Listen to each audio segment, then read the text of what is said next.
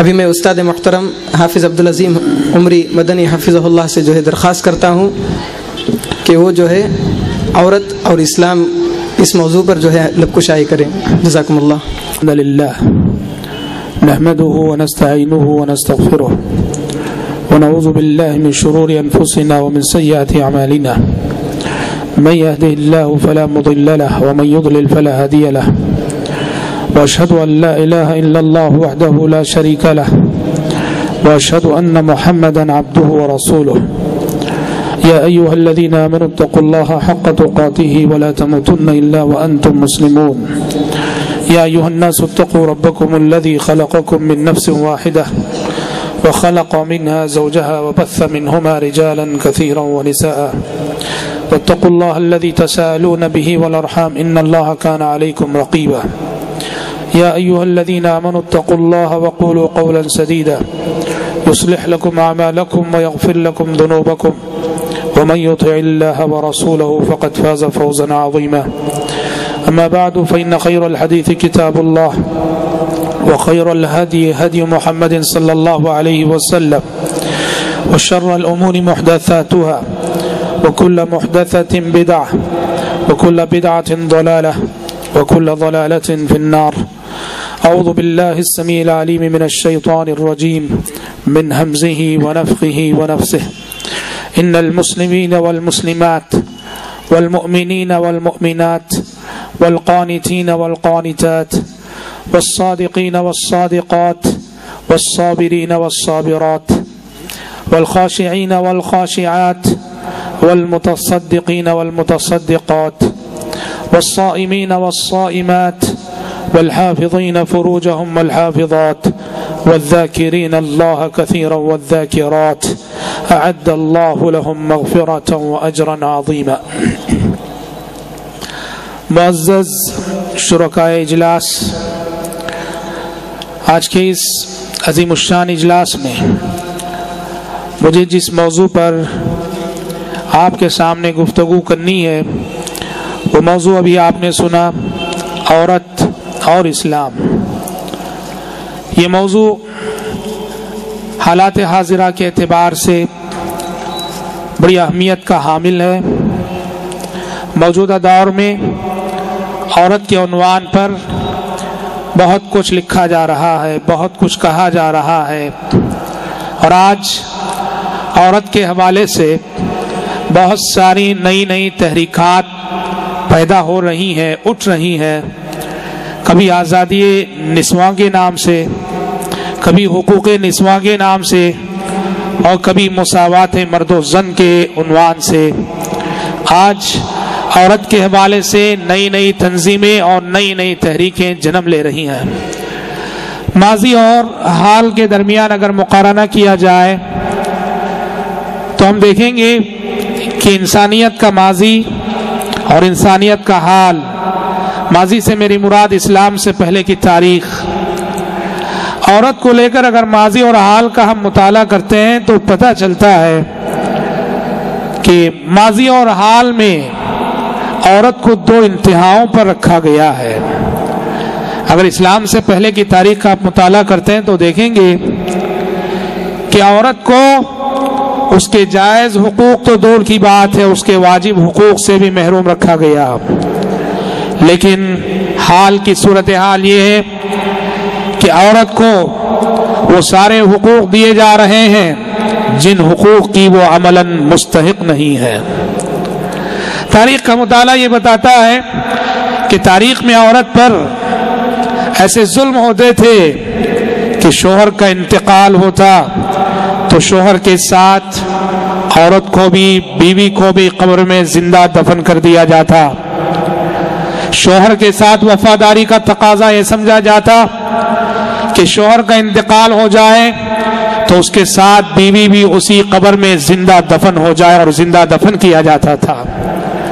بے وفا سمجھی جاتی تھی وہ عورت، بے وفا سمجھی جاتی تھی وہ بیوی جو شوہر کے ساتھ زندہ دفن ہونے کے لیے تیار نہ ہو. ایک ظلم یہ روا رکھا گیا تھا عورت کے ساتھ کہ اگر شوہر کا انتقال ہو جائے تو شوہر کے انتقال کے بعد عورت غلامی کی زنجیروں میں اس طرح جکڑی جاتی کہ مال وراثت کی طرح سے شوہر کے رشتہ داروں میں منتقل ہوتی اور اس کے شوہر کے جو رشتہ دار ہوتے اس کے ساتھ جو کرنا چاہے کرتے، منمانی ہوتی۔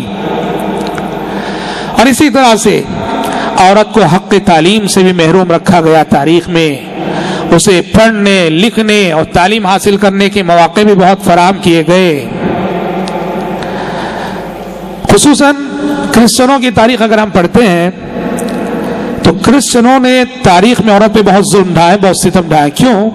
بائبل کا ایک تصور ہے، بائبل یہ کہتی ہے کہ جنت میں آدم علیہ السلام کو پھل کھلانے والی حوا تھی، آدم علیہ السلام کو اکسانے والی حوا تھی، آدم علیہ السلام کو ورغلانے والی حوا تھی۔ تو یہیں سے کرسچنوں میں یہ تصور آیا کہ عورت اس منحوس وجود کا نام ہے جس کے سبب سے ہم جنت سے نکالے گئے، جس نے انسان کو بہکایا، جس نے مرد کو بہکایا۔ نتیجے میں آپ دیکھیں گے کرسچنوں کی تاریخ میں بھی عورت کو رگڑا گیا، کچلا گیا، مسلا گیا اور اس پر طرح طرح کے ستم ڈھائے گئے۔ اور حد تو یہ ہے کہ فرانس کی تاریخ یہ بتاتی ہے کہ فرانس کی تاریخ میں ایک دن وہ بھی تھا کہ وہاں کی پارلیمنٹ میں یہ بحث ہوتی تھی کہ عورت کو انسان کہا جا سکتا ہے کہ نہیں۔ فرانس کی تاریخ میں بات ہے، یہ بحث ہوتی تھی کہ عورت کو انسان کہا جا سکتا ہے کہ نہیں۔ تو بھائیو یہ ماضی ہے کہ جہاں عورت کو محروم رکھا گیا، عورت پہ ستم ڈھائے گئے، عورت پہ ظلم کیا گیا۔ اور یہ دور جس سے ہم گزر رہے اور جو حالات ہمارے سامنے ہیں، یہ دور ریاکشن کا دور ہے۔ تاریخ میں عورت کو اس کے جو حقوق سے محروم کیا گیا، آج ریاکشن کے طور پر اسے اس کے حقوق کو دینے کے نام پر اتنی زیادتی ہو رہی ہے کہ جن حقوق کی عورت مستحق نہیں ہے وہ حقوق بھی اسے دیے جا رہے ہیں۔ اس کی ایک طویل فہرست ہے۔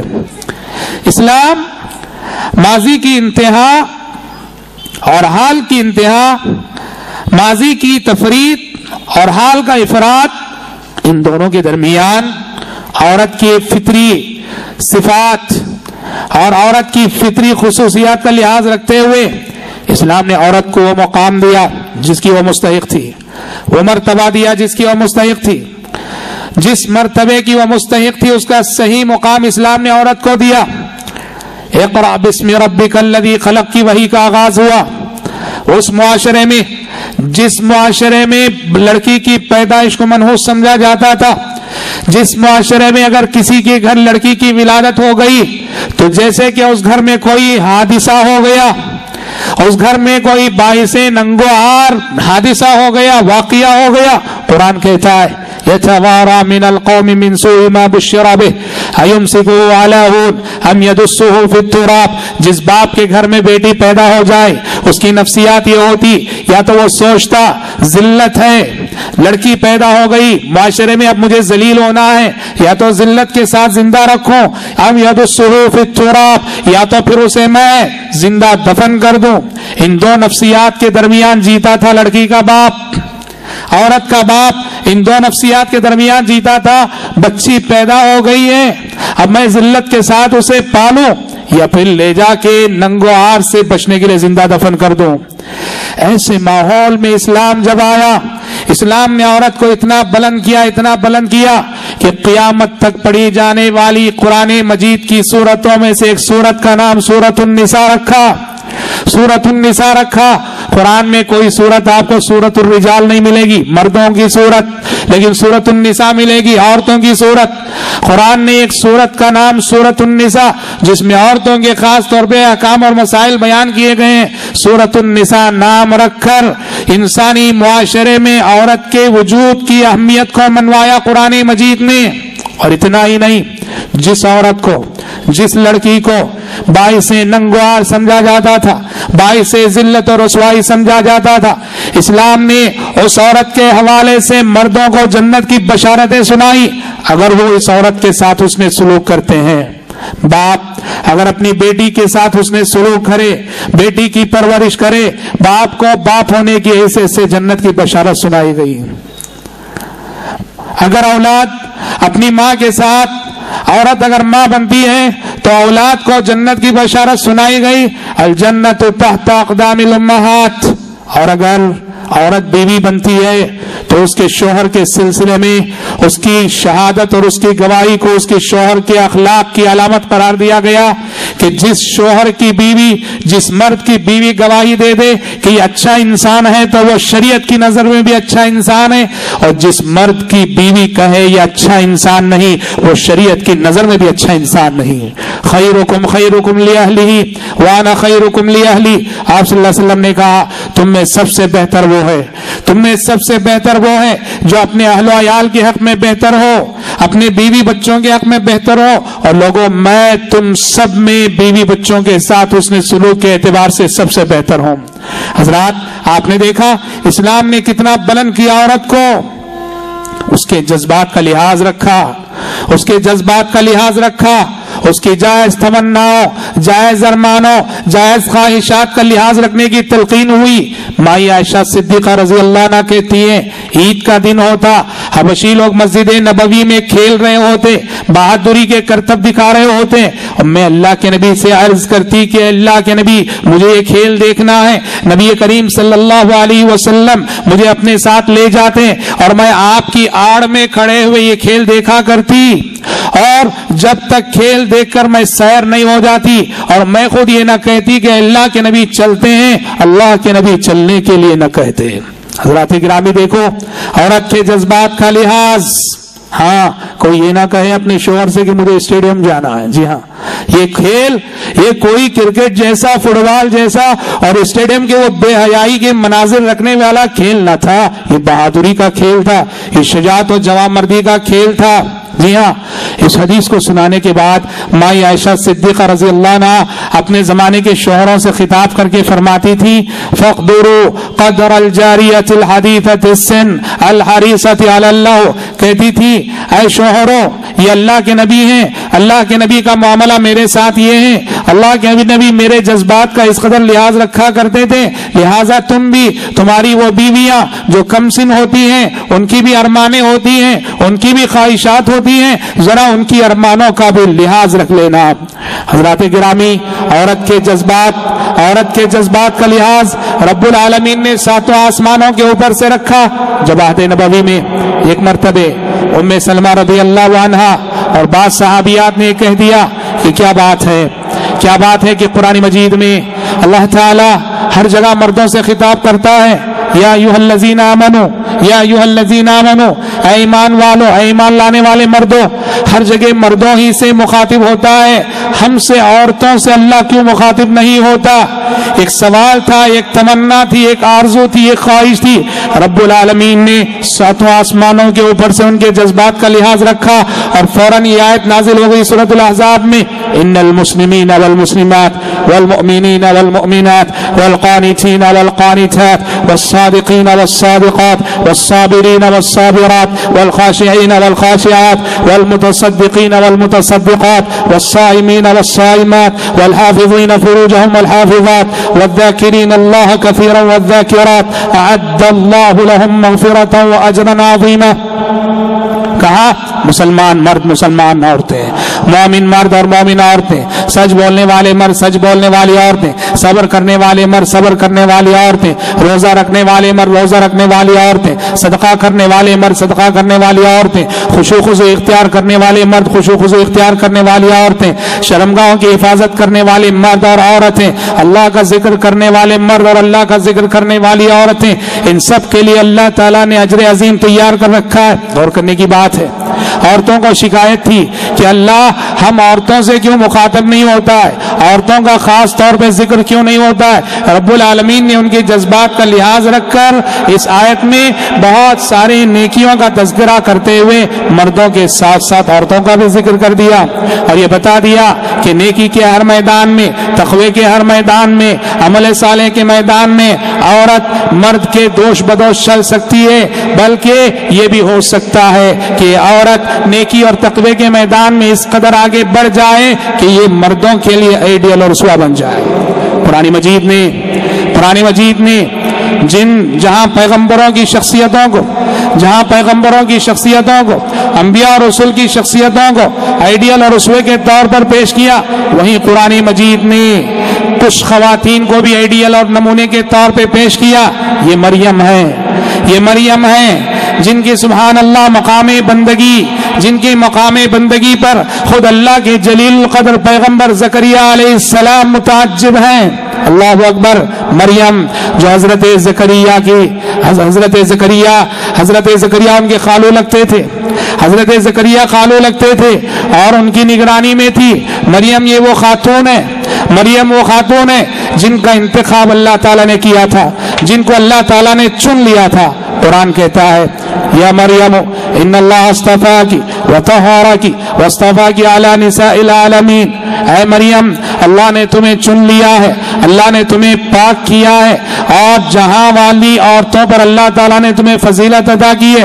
یہ مریم اپنی عبادت، اپنی ریاضت، اپنی انابت، اپنی توبہ، اپنا خشوع، اپنا خضوع اور اپنا تذلل سبحان اللہ اس مقام پہ پہنچ گئی تھی کہ اللہ تعالیٰ کے جلیل قدر پیغمبر حضرت زکریا علیہ السلام کا تذکرہ کرتے ہوئے قرآن مجید کہتا ہے مریم اپنے محراب میں عبادت کر رہی ہیں، اپنے محراب میں اپنے حجرے میں عبادت کر رہی ہیں۔ زکریا علیہ السلام داخل ہوتے ہیں، دیکھا مریم کے پاس بے موسم پھل موجود ہیں۔ گرمی کے موسم میں سردی کے وہ پھل موجود ہیں جو کہیں نہیں پائے جاتے، اور سردی کے موسم میں گرما کے وہ پھل موجود ہیں مریم کے پاس جو کہیں نہیں پائے جاتے۔ اللہ کے پیغمبر جو ان کے خالو بھی ہیں پوچھتے ہیں انا لکی ھذا، کہا کہ مریم سردی میں یہ موسم گرما کے پھل کہاں سے مل گئے اور گرمی میں موسم سرما کے پھل کہاں سے مل گئے؟ انا لکی ھذا، مریم نے کہا قالت هو من عند اللہ، کہا یہ اللہ کی جانب سے ہیں، اللہ کی جانب سے آسمان سے نازل شدہ رزق ہے، یہ پھل اللہ تعالیٰ نے دیے ہیں۔ قالت هو من عند اللہ، زکریا علیہ السلام نے فوراً دعا کی، کہا ان اللہ یرزق من یشاء بغیر حساب۔ قرآن کہتا ہے ہنالک دعا زکریا ربہ، مریم نے جیسے یہ کہا کہ گرمی میں سردی کے پھل اللہ نے دیے ہیں مجھے اور سردی میں موسم گرما کے پھل اللہ نے دیے ہیں مجھے، تو قرآن کہتا ہے ہنالک دعا زکریا ربہ۔ اس بات کو سن کر فوراً زکریا علیہ السلام پھر سے اللہ تعالیٰ سے دعا کرنے لگے کہ کیونکہ لاولد تھے، اولاد سے محروم تھے اور بڑھاپے کو پہنچ چکے تھے، اولاد نہیں تھی، بیوی باش تھی، یہ بڑھاپے کو پہنچ چکے تھے۔ جب مریم کے ساتھ رب العالمین کی یہ کرشمہ سازیاں اور مریم کی یہ کرامت دیکھی کہ ان کی عبادتیں، ان کی ریاضتیں اور ان کی انابت، ان کا خشوع، ان کا خضوع، ان کا تذلل اللہ کے نزدیک انہیں اس قدر محبوب بنا دیا ہے کہ جنت سے روزی ان کے لیے آ رہی ہے، آسمان سے میوے ان کے لیے آ رہے ہیں، تو اللہ زکریا علیہ السلام نے کہا کہ پروردگارا بے موسم پھل تو مریم کو دے رہا ہے، بے موسم پھل تو مریم کو دے رہا ہے، تیری داد و دہش موسموں کی پابند نہیں، تو پروردگارا میرے بھی اولاد کا موسم گزر چکا ہے لیکن بے موسم ہو کر بھی میں تجھ سے نا امید نہیں ہوں، تو بغیر موسم کے مریم کو پھل دے سکتا ہے، تو میرا بھی موسم گرچہ اولاد کا گزر چکا ہے، مجھے بھی اولاد سے نواز دے۔ ہنالک دعا زکریا رب قال رب هب لي من لدنك ذرية طیبہ انک سمیع الدعاء۔ حضرات گرامی، یہ واقعہ جہاں بہت سارے دروس رکھتا ہے، وہیں اللہ کی جلیل قدر بندی جو اللہ کی ولی تھی حضرت مریم رضی اللہ عنہا، حضرت مریم علیہ السلام کے کردار کی عظمت کو بتاتا ہے، ان کی عبادتوں اور ریاضت کے حیرت انگیز کرشموں کو بتاتا ہے، اور یہ بتاتا ہے قیامت تک آنے والی مسلمانوں اور مسلمان عورتوں کو، مومن عورتوں کو یہ سبق دیتا ہے کہ اگر عورت بن جائے، کتاب و سنت کی پابند بن جائے، تو وہ قیامت تک آنے والے مردوں کے لیے آئیڈیل بن سکتی ہے، قیامت تک آنے والے مردوں کے لیے وہ اسوہ بن سکتی ہے۔ وہ خدیجہ بن سکتی ہے، وہ خدیجہ بن سکتی ہے جسے رب العالمین کا سلام جبریل امین آ کے پہنچاتے ہیں کہ اے محمد خدیجہ سے کہیں کہ رب العالمین انہیں سلام کہہ رہا ہے۔ وہ عائشہ بن سکتی ہیں جو عائشہ کے سبحان اللہ زاہدہ تھی، عابدہ تھی، فقیہہ تھی، محدثہ تھی، اور جن کے علم سے بڑے بڑے کبار صحابہ فیض یاب ہوتے تھے۔ عورت اگر مومنہ بن جائے تو وہ آسیہ امرأۃ فرعون کا روپ دھارتی ہے۔ فرعون جانا ربکم الاعلی کا دعویٰ کرنے والا، انسانی تاریخ کا سب سے متکبر اور سرکش انسان، سبحان اللہ یہ کیسی بیوی ہے کہ اپنے تاریخ انسانی کے سب سے بڑے ظالم، جابر، کافر، نافرمان اور سرکش شوہر کے لیے خود اس کے گھر میں چیلنج بن کے کھڑی ہوتی ہے اور کہتی ہے رب ابن لی عندک بیتا فی الجنہ، رب ابن لی عندک بیتا فی الجنہ ونجنی من فرعون وعمله ونجنی من القوم الظالمین۔ پروردگارا فرعون سے مجھے بچا لے، فرعون کے کارندوں سے مجھے بچا لے اور میرے لیے اپنے پاس جنت میں ایک گھر بنا دینا۔ حضرات گرامی، اسلام نے عورت کو اتنا بلند کیا، عورت کو وہ مقام عطا کیا کہ عورت کی ایک ایک ادا، اسلامی تاریخ کا مطالعہ کیجئے، اسلامی تاریخ کو پڑھتے جائیے، عورت کی ایک ایک ادا، حضرات صحابیات کی سیرت، تابعین کے بعد کے ادوار میں دیکھو، صحابیات اور خواتین نے کردار کے ایسے نمونے چھوڑے ہیں کہ سبحان اللہ رہتی دنیا تک کے لیے یہ واقعات کردار کے اعلیٰ ترین نمونے شمار کیے جائیں گے۔ ایک عام سا واقعہ جو ہم بہت سنے ہیں، بہت کہے ہیں، لیکن کتنا غور طلب واقعہ ہے وہ، جب یہ خاتون آتی ہے آ کر اللہ کے نبی سے عرض کرتی ہے، کیا کہتی ہے؟ یا رسول اللہ انی امرأۃ نصرہ، یا رسول اللہ انی امرأۃ نصرہ۔ کہا اللہ کے نبی مجھ پہ ایک بیماری کا حملہ ہوتا ہے، میں بے ہوش ہو کے گر پڑتی ہوں۔ محدثین کی دو رائے ہیں، یا تو اسے مرگی کی بیماری تھی یا پھر اس پہ جن کا حملہ ہوتا تھا، یا تو اس پہ جن کا حملہ ہوتا تھا، اور ایک روایت میں صراحت ہے کہ وہ جن کے حملے سے پچھاڑی جاتی تھی۔ کہا یا رسول اللہ انی امرأۃ نصرہ، اے اللہ کے نبی مجھ پر بیماری کا حملہ ہوتا ہے یا جن سوار ہوتا ہے، میں پچھاڑی جاتی ہوں، بے ہوش ہو کر گر پڑ جاتی ہوں، فدعوا اللہ ان یشفینی، دعا کیجئے کہ اللہ مجھے شفا دے دے۔ نبی کریم صلی اللہ علیہ وسلم نے کہا، نبی کریم صلی اللہ علیہ وسلم نے کہا کہ دیکھو دو باتوں میں تمہیں چوائس دیتا ہوں، اختیار دیتا ہوں، چاہو فرسٹ چوائس یہ ہے، چاہو تو تم دعا چاہتی ہو شفا کی، دعا کر دوں گا شفا مل جائے گی، لیکن سیکنڈ چوائس یہ ہے کہ شفا کی دعا نہیں کروں گا، اس بیماری کی تکلیف پہ صبر کرنا، ہاں اس صبر کے بدلے میں جنت کی گارنٹی میں دے رہا ہوں تمہیں۔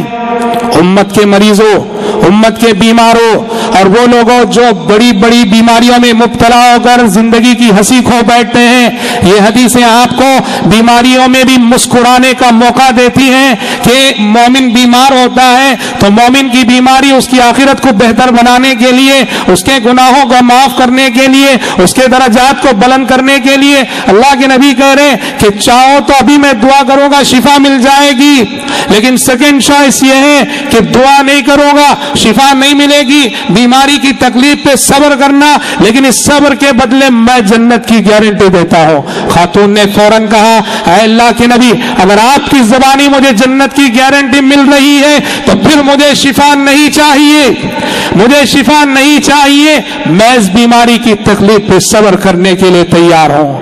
حضرات گرامی یہ کوئی معمولی بات نہ تھی، یہ کوئی معمولی بیماری نہ تھی، بڑی تکلیف دہ بیماری اور بڑا مسئلہ تھا، لیکن جنت کی ضمانت اور جنت کی گارنٹی مل رہی ہے تو کہا شفا نہیں چاہیے، میں صبر کرنے کے لیے تیار ہوں۔ اور لیکن جو بات میں صبر کا ایک اعلیٰ نمونہ آپ نے دیکھا، ایک تو صبر اور دوسرا ایمان، کتنا ایمان تھا پیغمبر کی بات پہ، کتنا یقین تھا پیغمبر کے فرمان پہ، سبحان اللہ۔ جہاں اس صحابیہ کا ایمان معلوم ہو رہا ہے، یقین معلوم ہو رہا ہے، ان کے صبر کا معیار معلوم ہو رہا ہے۔ اور محترم ماں بہنوں جو آج تعلیم کے نام پر، کلچر کے نام پر، ایجوکیشن کے نام پر گلیوں سڑکوں پہ اپنے جسموں کی نمائش کرتی پھرتی ہیں، شرم و حیا کا یہ معیار بھی ملاحظہ کرو۔ خاتون نے کہا اللہ کے نبی مجھے شفا تو نہیں چاہیے، دعا نہیں چاہیے، لیکن اتنی بات ہے, اتنی درخواست ہے کہ جب مجھ پہ اس بیماری کا حملہ ہوتا ہے, میں بے ہوش ہو کے گر پڑتی ہوں تو ذرا میرے بدن سے کپڑا ہٹ جاتا ہے, اتنی دعا کر دیجئے کہ کپڑا نہ ہٹنے پائے.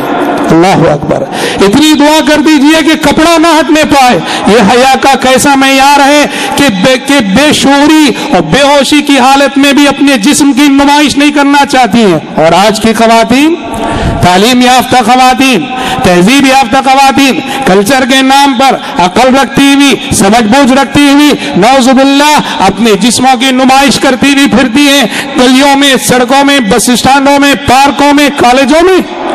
حضرات گرامی, یہ کردار کے وہ نمونے ہیں, یہ کردار کے وہ نمونے ہیں جو عورت کی زندگی میں اسلام آنے کے بعد نظر آئے, اسلام آنے کے بعد نظر آئے. عورت کا جذبہ عمل, اسلام نے عورت کے جذبہ عمل کی کیسی قدر کی, عورت کے جذبہ عمل کی کیسی قدر کی اسلام نے, اس کے جذب کو آگے بڑھنے کے کیسے مواقع دی. ابو داؤد میں ایک روایت آتی ہے, آپ صلی اللہ علیہ وسلم جنگ بدر کے لیے نکل رہے تھے, جنگ بدر کے لیے نکل رہے تھے. ایک خاتون آئی, آ کے کہا, اے اللہ کے نبی, میں بھی آپ کے ساتھ جانا چاہتی ہوں, جنگ میں شریک ہونا چاہتی ہوں. لعل اللہ یرزقنی الشہادہ, شاید اللہ تعالیٰ مجھے شہادت کی موت نصیب کر دے. کون ہے؟ ام ورقہ ان کا نام ہے. ام ورقہ رضی اللہ عنہ. کہا آپ جنگ کے لیے تشریف لے جا رہے ہیں, ذرا مجھے بھی اجازت دیجیے. جذبہ عمل دیکھو, جذبہ شہادت دیکھو. عورتوں پر کبھی بھی اسلام میں جہاد ہے نہیں, لیکن سبحان اللہ شوق شہادت, جذبہ شہادت. کہا بدر کے لیے جا رہے ہیں, مجھے بھی ذرا ساتھ لے جائیے. لعل اللہ یرزقنی الشہادہ, شاید اللہ تعالیٰ مجھے شہادت کی موت نصیب کر دے. اللہ کے نبی صلی اللہ علیہ وسلم نے کہا, قرری فی بیتک, قرری فی بیتک فإن اللہ یرزقک الشہادہ. کہا ام ورقہ, شہادت چاہیے, گھر ہی پہ رہو, اپنے گھر میں رہو, تمہیں گھر بیٹھے شہادت ملے گی, تمہیں گھر بیٹھے شہادت ملے گی. راوی حدیث کہتے ہیں اس واقعے کے بعد پورے مدینے میں انہیں کوئی نام لے کے نہیں پکارا کرتا تھا, ام ورقہ نہیں کہتا تھا. فکانت تسمى الشہیدہ, ہر کوئی کہتا تھا شہیدہ, شہیدہ کہتا تھا, کیونکہ لسان نبوت میں گواہی دے دی. اور یہ شہادت کیسے ملی, یہ شہادت کیسے ملی؟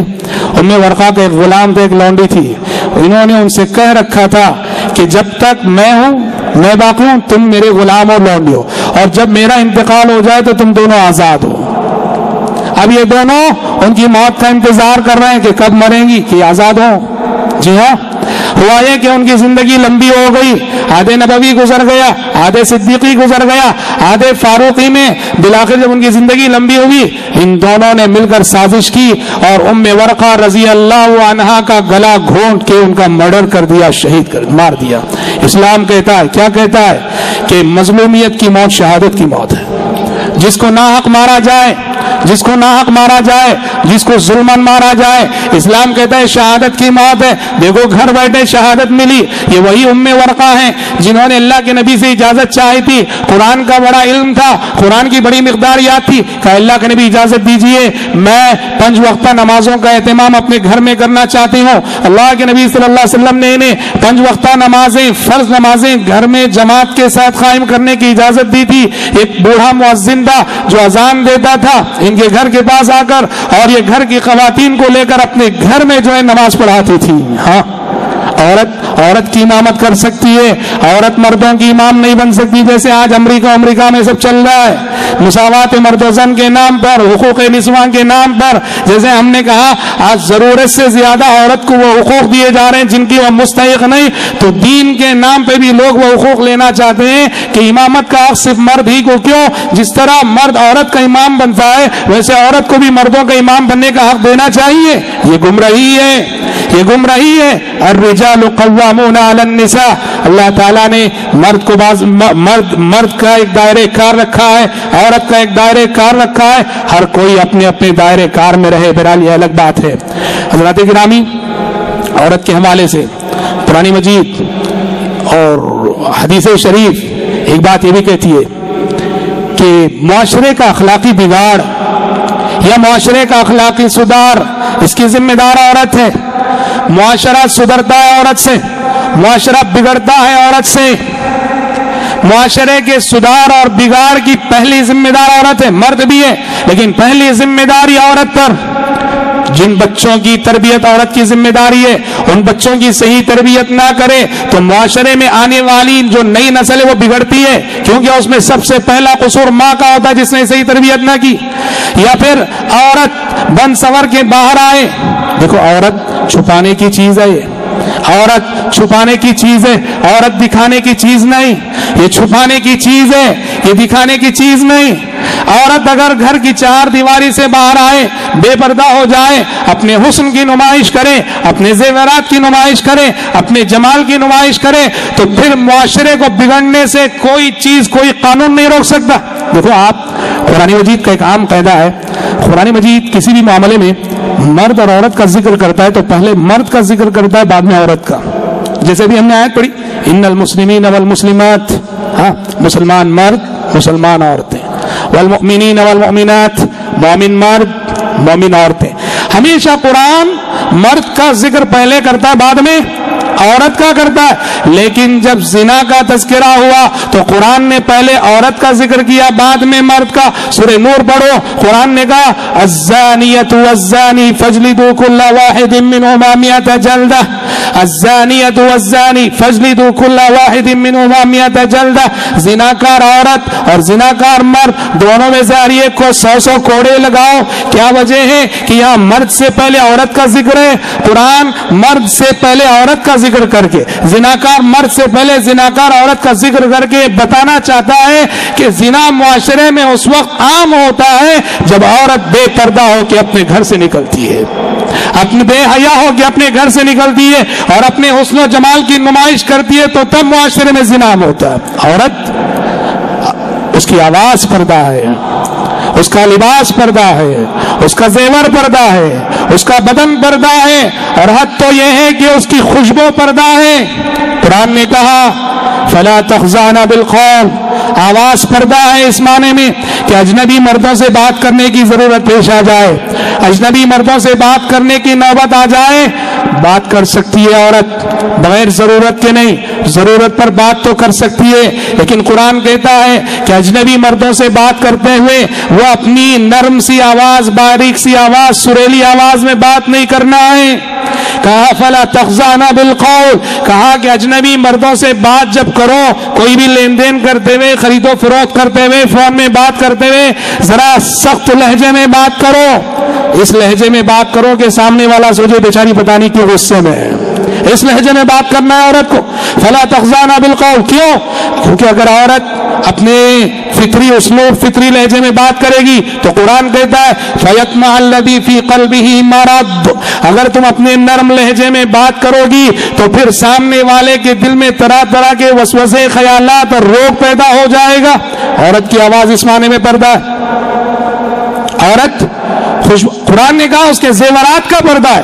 وَلَا يَضْرِبْنَ بِأَرْجُلِهِنَّ لِيُعْلَمَ مَا يُخْفِينَ مِنْ زِينَتِهِنَّ، وَلَا يَضْرِبْنَ بِأَرْجُلِهِنَّ لِيُعْلَمَ مَا يُخْفِينَ مِنْ زِينَتِهِنَّ. عورتوں کو چاہیے کہ وہ اس طرح سے مٹک مٹک کر نہ چلیں، اپنے پیر مار مار کے نہ چلیں کہ جو پازیب انہوں نے پہن رکھے ہیں، جو چائن انہوں نے پہن رکھی ہے، اس کی جھنکار اور اس کی آواز لوگوں کو اس کی جانب متوجہ کرے.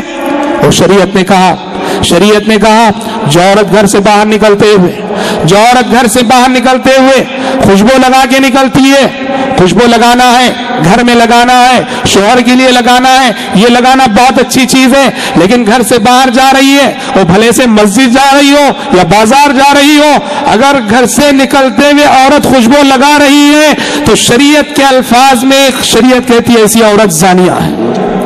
خوشبو لگا کر نکلنے والی عورت، پرفیوم لگا کر گھر سے باہر نکلنے والی عورت، پھول لگا کر گھر سے باہر نکلنے والی عورت، جب بھی گھر سے باہر نکلنا ہو خوشبو کا اہتمام کرنے والی عورت، شریعت کہتی ہے نعوذ باللہ زانیہ ہے. کیسے زانیہ ہے؟ اس لیے کہ وہ دیکھو زنا ہر چیز کا ہوتا ہے، یہ فکر کا زنا، خیال کا زنا، نیت کا زنا ہے. یہ گھر سے باہر نکلتے ہوئے خوشبو لگا رہی ہے، اس کا خیال کیا، اس کی نیت کیا ہے، اس کی سوچ کیا ہے؟ اس کی نیت یہی کہ راستے سے گزرتے ہوئے میری مہک سب لوگوں کو میری جانب متوجہ کرے اور لوگ میری جانب دیکھیں. یہ خیال کا زنا ہے، فکر کا زنا ہے، نیت کا زنا ہے. اسی لیے خوشبو لگا کر نکلنے والی عورت کو زانیہ قرار دیا گیا. حضرات گرامی، اس لیے شریعت نے کہا ان طیب الرجال ما ظهر ريحه وخفي لونه وطيب النساء ما ظهر لونه وخفي ريحه. کہ مردوں کی خوشبو میں رنگ نہیں ہونا چاہیے, مردوں کی خوشبو میں مہک ہونی چاہیے, خوشبو ہونی چاہیے, اور عورتوں کی خوشبو میں رنگ ہونا چاہیے اور مہک کم سے کم ہونا چاہیے. حضرات, عورت اس معنی میں پردہ ہے, وہ چھپانے کی چیز ہے. اس کا بدن چھپایا جائے, اس کا لباس چھپایا جائے, اس کا زیور چھپایا جائے, اس کی خوشبو چھپائی جائے. اگر عورت جو چھپانے کی چیز ہے یہ اگر ظاہر کر دی جائے تو کیا ہوگا معاشرے میں؟ وہی ہوگا جو خبر کے آج تمام اخبارات کی ہیڈ لائنز بنی ہوئی ہے کہ ہمارے ملک کے کیپٹل سٹی میں ایک بدترین واقعہ پیش آیا کہ ایک گینگ ریپ ہوا جس میں ایک نوجوان لڑکی کی ایک ساتھ 6 افراد نے مل کر عزت لوٹی ہے.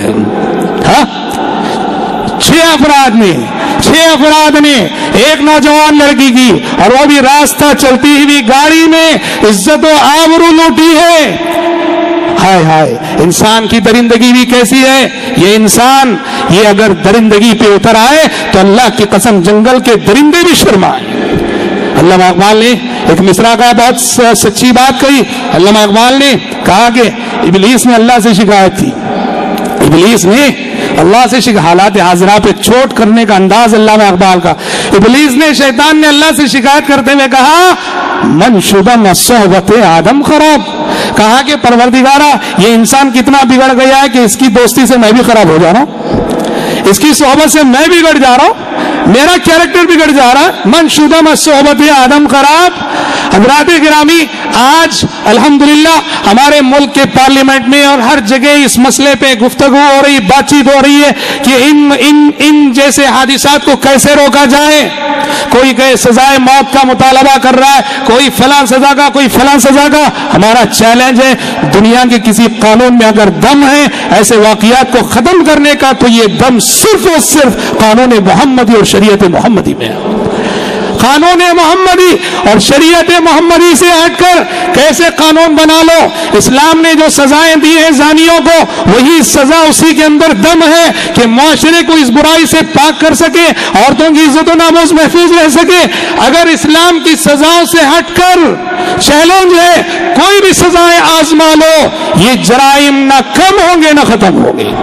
ہمارا چیلنج ہے کہ یہ گینگ ریپ کوئی پہلا واقعہ ہے, کتنے واقعات نہیں ہو گئے, وقتی طور پہ شور ہوتا ہے, ہنگامہ ہوتا ہے. حضرات گرامی, ہمارا دعویٰ ہے انسانیت کو جو مسائل درپیش ہیں, جو چیلنجز درپیش ہیں آج, اس کا واحد حل اسلام ہے, اسلام ہے, اسلام. اور دیکھو ابھی پچھلے سالوں میں معاشی بحران آیا, اقتصادی بحران آیا, اور دیکھتے ہی دیکھتے سود کی لعنت کی وجہ سے دنیا کی کتنی کمپنیاں ختم ہو گئی, بینک ختم ہو گئے. اور آپ جانتے ہیں جو تاجر طبقہ ہے سبحان اللہ کیسے معاشی بحران میں اچانک دنیا شکار ہوئی. اور دشمنوں نے کہا, اور برطانیہ کے فائنانس منسٹر نے کہا کہ اس بحران سے نکلنے کا واحد راستہ یہ ہے کہ ہم اسلامی نظام معیشت کو اپنائیں. دیکھو قدم قدم پر ہر باب میں, وہ اخلاق کا معاملہ ہو, اقتصادیات کی بات ہو, ہر معاملے میں شریعت اسلام نے جو حل پیش کیا ہے یہی انسانیت کے لیے نجات دہندہ ہے. تو حضرات گرامی, تو کہنا یہ ہے عورت چھپانے کی چیز ہے, عورت دکھانے کی چیز نہیں.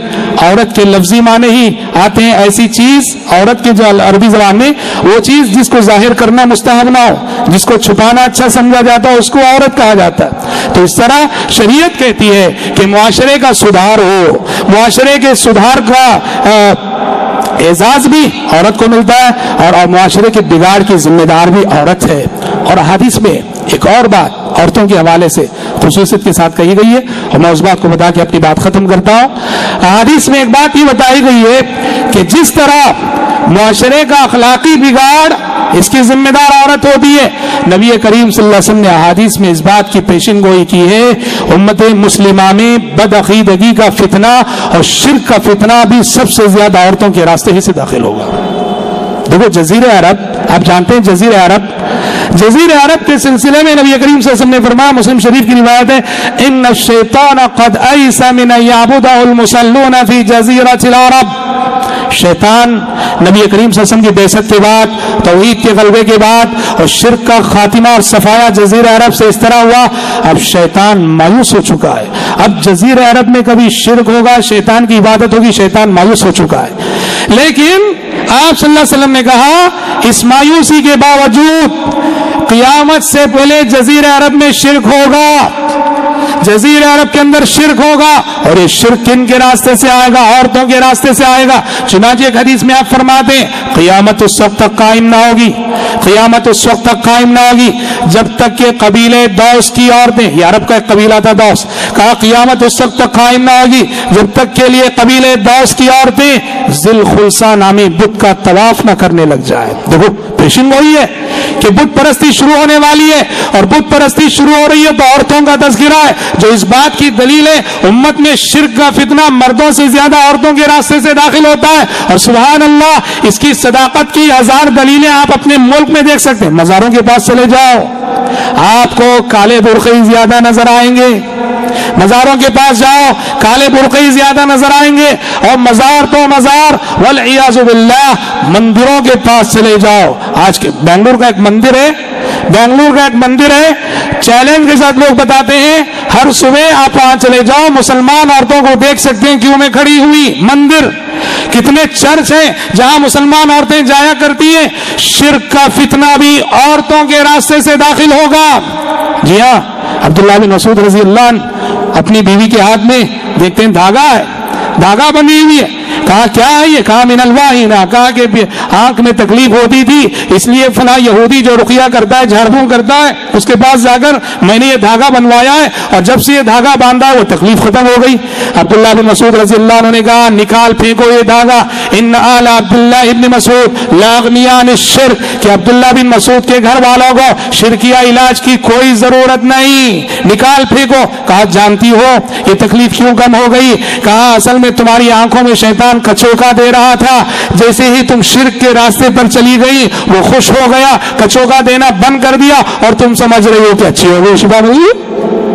حضرات گرامی یہ سب روایتیں بتاتی ہیں کہ جس طرح بد اخلاقی کا فتنہ عورتوں کے راستے سے آتا ہے، اسی طرح بد عقیدگی کا فتنہ، شرک کا فتنہ بھی اس امت میں عورتوں کے راستے سے آیا ہے۔ اس لیے محترم ماں بہنوں آپ سے خصوصی درخواست گزارش، کتاب و سنت کا علم حاصل کرو۔ اللہ کا شکر ہے کہ جس دور سے ہم گزر رہے ہیں اچھی بیداری نوجوانوں میں، مردوں میں، عورتوں میں، ایک اچھی بیداری، تعلیمی بیداری، عقیدے کے اعتبار سے، عمل کے اعتبار سے، عبادات کے اعتبار سے اچھی بیداری کا دور ہے۔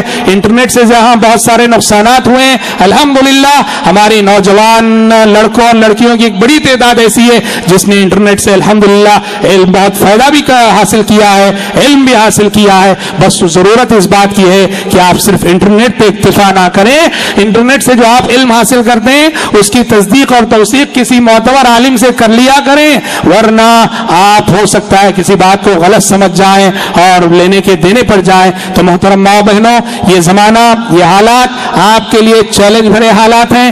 دنیا آپ کے سامنے ثانیہ مرزا کو آئیڈیل کے طور پہ پیش کرے گی، دنیا آپ کے سامنے اشتہارات میں، ٹیلی ویژن میں اور پوسٹرز میں ثانیہ مرزا جیسی بے حیا عورت کو آپ کے سامنے آئیڈیل بنا کر پیش کرے گی۔ للہ دھوکے میں نہ آنا، دھوکے میں نہ آنا۔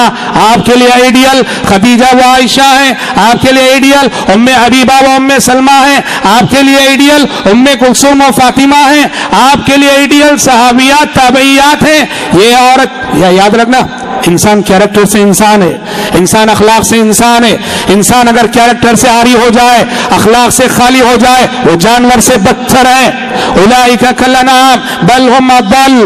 آج کے دور کا بہت بڑا المیہ یہ ہے کہ آج کا دور ان انسانوں کو اسٹیج دے رہا ہے اور ان انسانوں کا شو کر رہا ہے جو کیریکٹر سے خالی ہے اور اخلاق سے خالی ہے، اور ہم اس دھوکے میں آ کر انہی کو اپنا ہیرو مان کے چلتے ہیں، جس کی وجہ سے خود ہمارا کردار، یہ فلم ایکٹرز ہیں، یہ کھلاڑی ہیں، فلاں ہیں جن کے اندر کیریکٹر نہیں، جن کے اندر اخلاق نہیں، اور ان کو جو آئیڈیل کے طور پہ پیش کیا جاتا ہے، یہ ہمارے آپ کے دین، ایمان اور اخلاق کے لیے بہت بڑا چیلنج ہے۔ اور اس چیلنج کو فیس کرنے کے لیے اللہ سے دعاؤں کے بھی طالب بنے، علم بھی حاصل کریں۔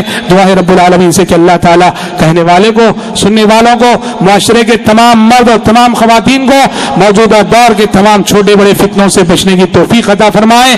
رب العالمین اس سلسلے میں ہماری آپ کی مدد فرمائے۔ رب العالمین کی توفیق، اس کی مدد سے رب العالمین ہم سب موجودہ دور کے تمام ظاہری اور باطنی فتنوں سے بچ سکے۔ اللہ کرے آمین۔ وآخر دعوانا الحمدللہ رب العالمین۔ میں استاد محترم کا تہہ دل سے شکریہ ادا کرتا ہوں۔ ماشاءاللہ استاد محترم اپنی تمام مصروفیات کو بالائے طاق رکھتے ہوئے ہماری دعوت پر لبیک کہا اور ہمارے درمیان آ کر الحمدللہ ہم لوگوں کو بہت ساری چیزوں سے جو ہے نوازا۔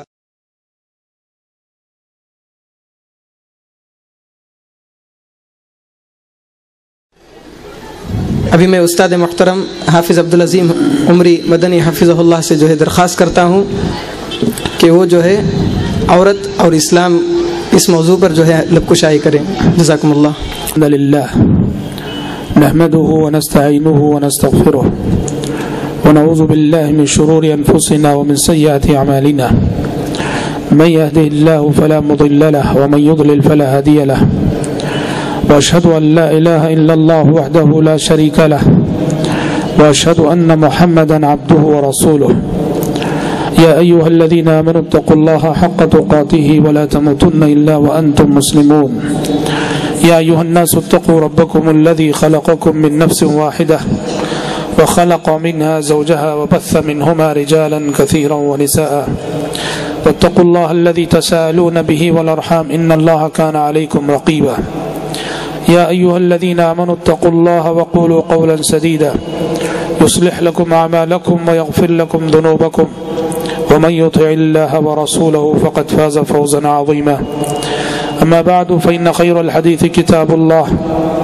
وخير الهدي هدي محمد صلى الله عليه وسلم وشر الأمور محدثاتها وكل محدثة بدعة وكل بدعة ضلالة وكل ضلالة في النار أعوذ بالله السميع العليم من الشيطان الرجيم من همزه ونفخه ونفسه إن المسلمين والمسلمات والمؤمنين والمؤمنات والقانتين والقانتات والصادقين والصادقات والصابرين والصابرات والخاشعين والخاشعات والمتصدقين والمتصدقات والصائمين والصائمات والحافظين فروجهم والحافظات والذاكرين الله كثيرا والذاكرات أعد الله لهم مغفرة وأجرا عظيما۔ معزز شرکائے اجلاس،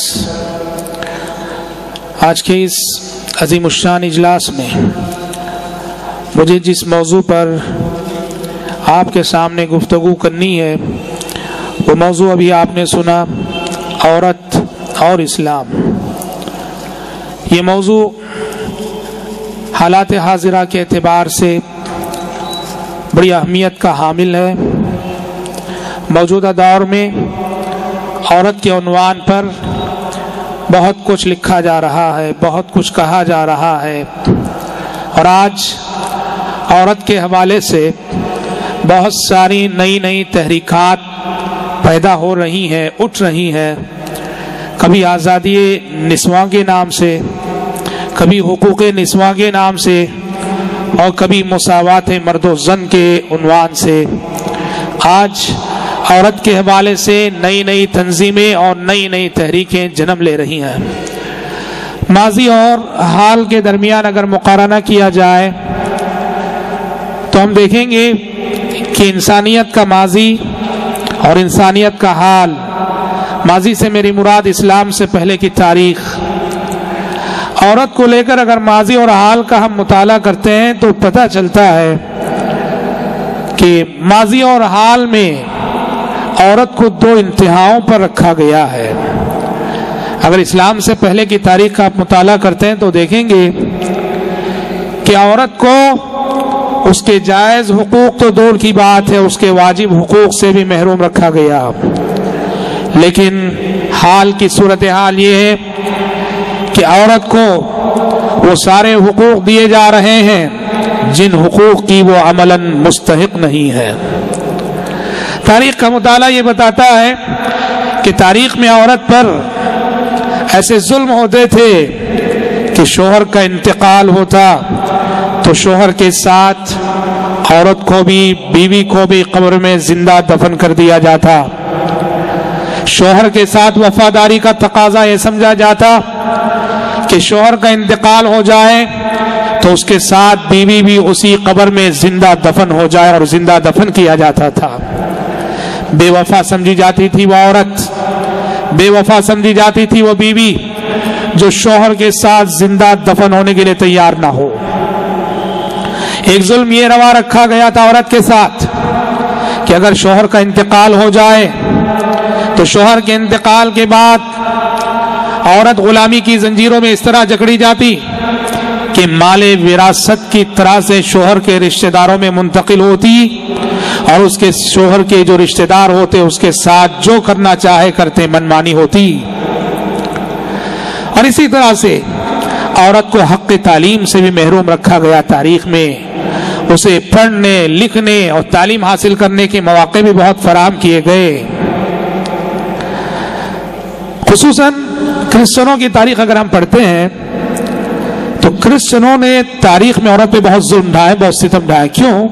بائبل کا ایک تصور ہے، بائبل یہ کہتی ہے کہ جنت میں آدم علیہ السلام کو پھل کھلانے والی حوا تھی، آدم علیہ السلام کو اکسانے والی حوا تھی، آدم علیہ السلام کو ورغلانے والی حوا تھی۔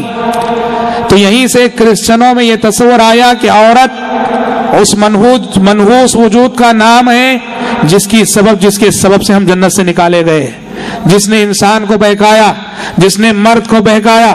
نتیجے میں آپ دیکھیں گے کرسچنوں کی تاریخ میں بھی عورت کو رگڑا گیا، کچلا گیا، مسلا گیا اور اس پر طرح طرح کے ستم ڈھائے گئے۔ اور حد تو یہ ہے کہ فرانس کی تاریخ یہ بتاتی ہے کہ فرانس کی تاریخ میں ایک دن وہ بھی تھا کہ وہاں کی پارلیمنٹ میں یہ بحث ہوتی تھی کہ عورت کو انسان کہا جا سکتا ہے کہ نہیں۔ فرانس کی تاریخ میں بات ہے، یہ بحث ہوتی تھی کہ عورت کو انسان کہا جا سکتا ہے کہ نہیں۔ تو بھائیو یہ ماضی ہے کہ جہاں عورت کو محروم رکھا گیا، عورت پہ ستم ڈھائے گئے، عورت پہ ظلم کیا گیا۔ اور یہ دور جس سے ہم گزر رہے اور جو حالات ہمارے سامنے ہیں، یہ دور ریاکشن کا دور ہے۔ تاریخ میں عورت کو اس کے جو حقوق سے محروم کیا گیا، آج ریاکشن کے طور پر اسے اس کے حقوق کو دینے کے نام پر اتنی زیادتی ہو رہی ہے کہ جن حقوق کی عورت مستحق نہیں ہے وہ حقوق بھی اسے دیے جا رہے ہیں۔ اس کی ایک طویل فہرست ہے۔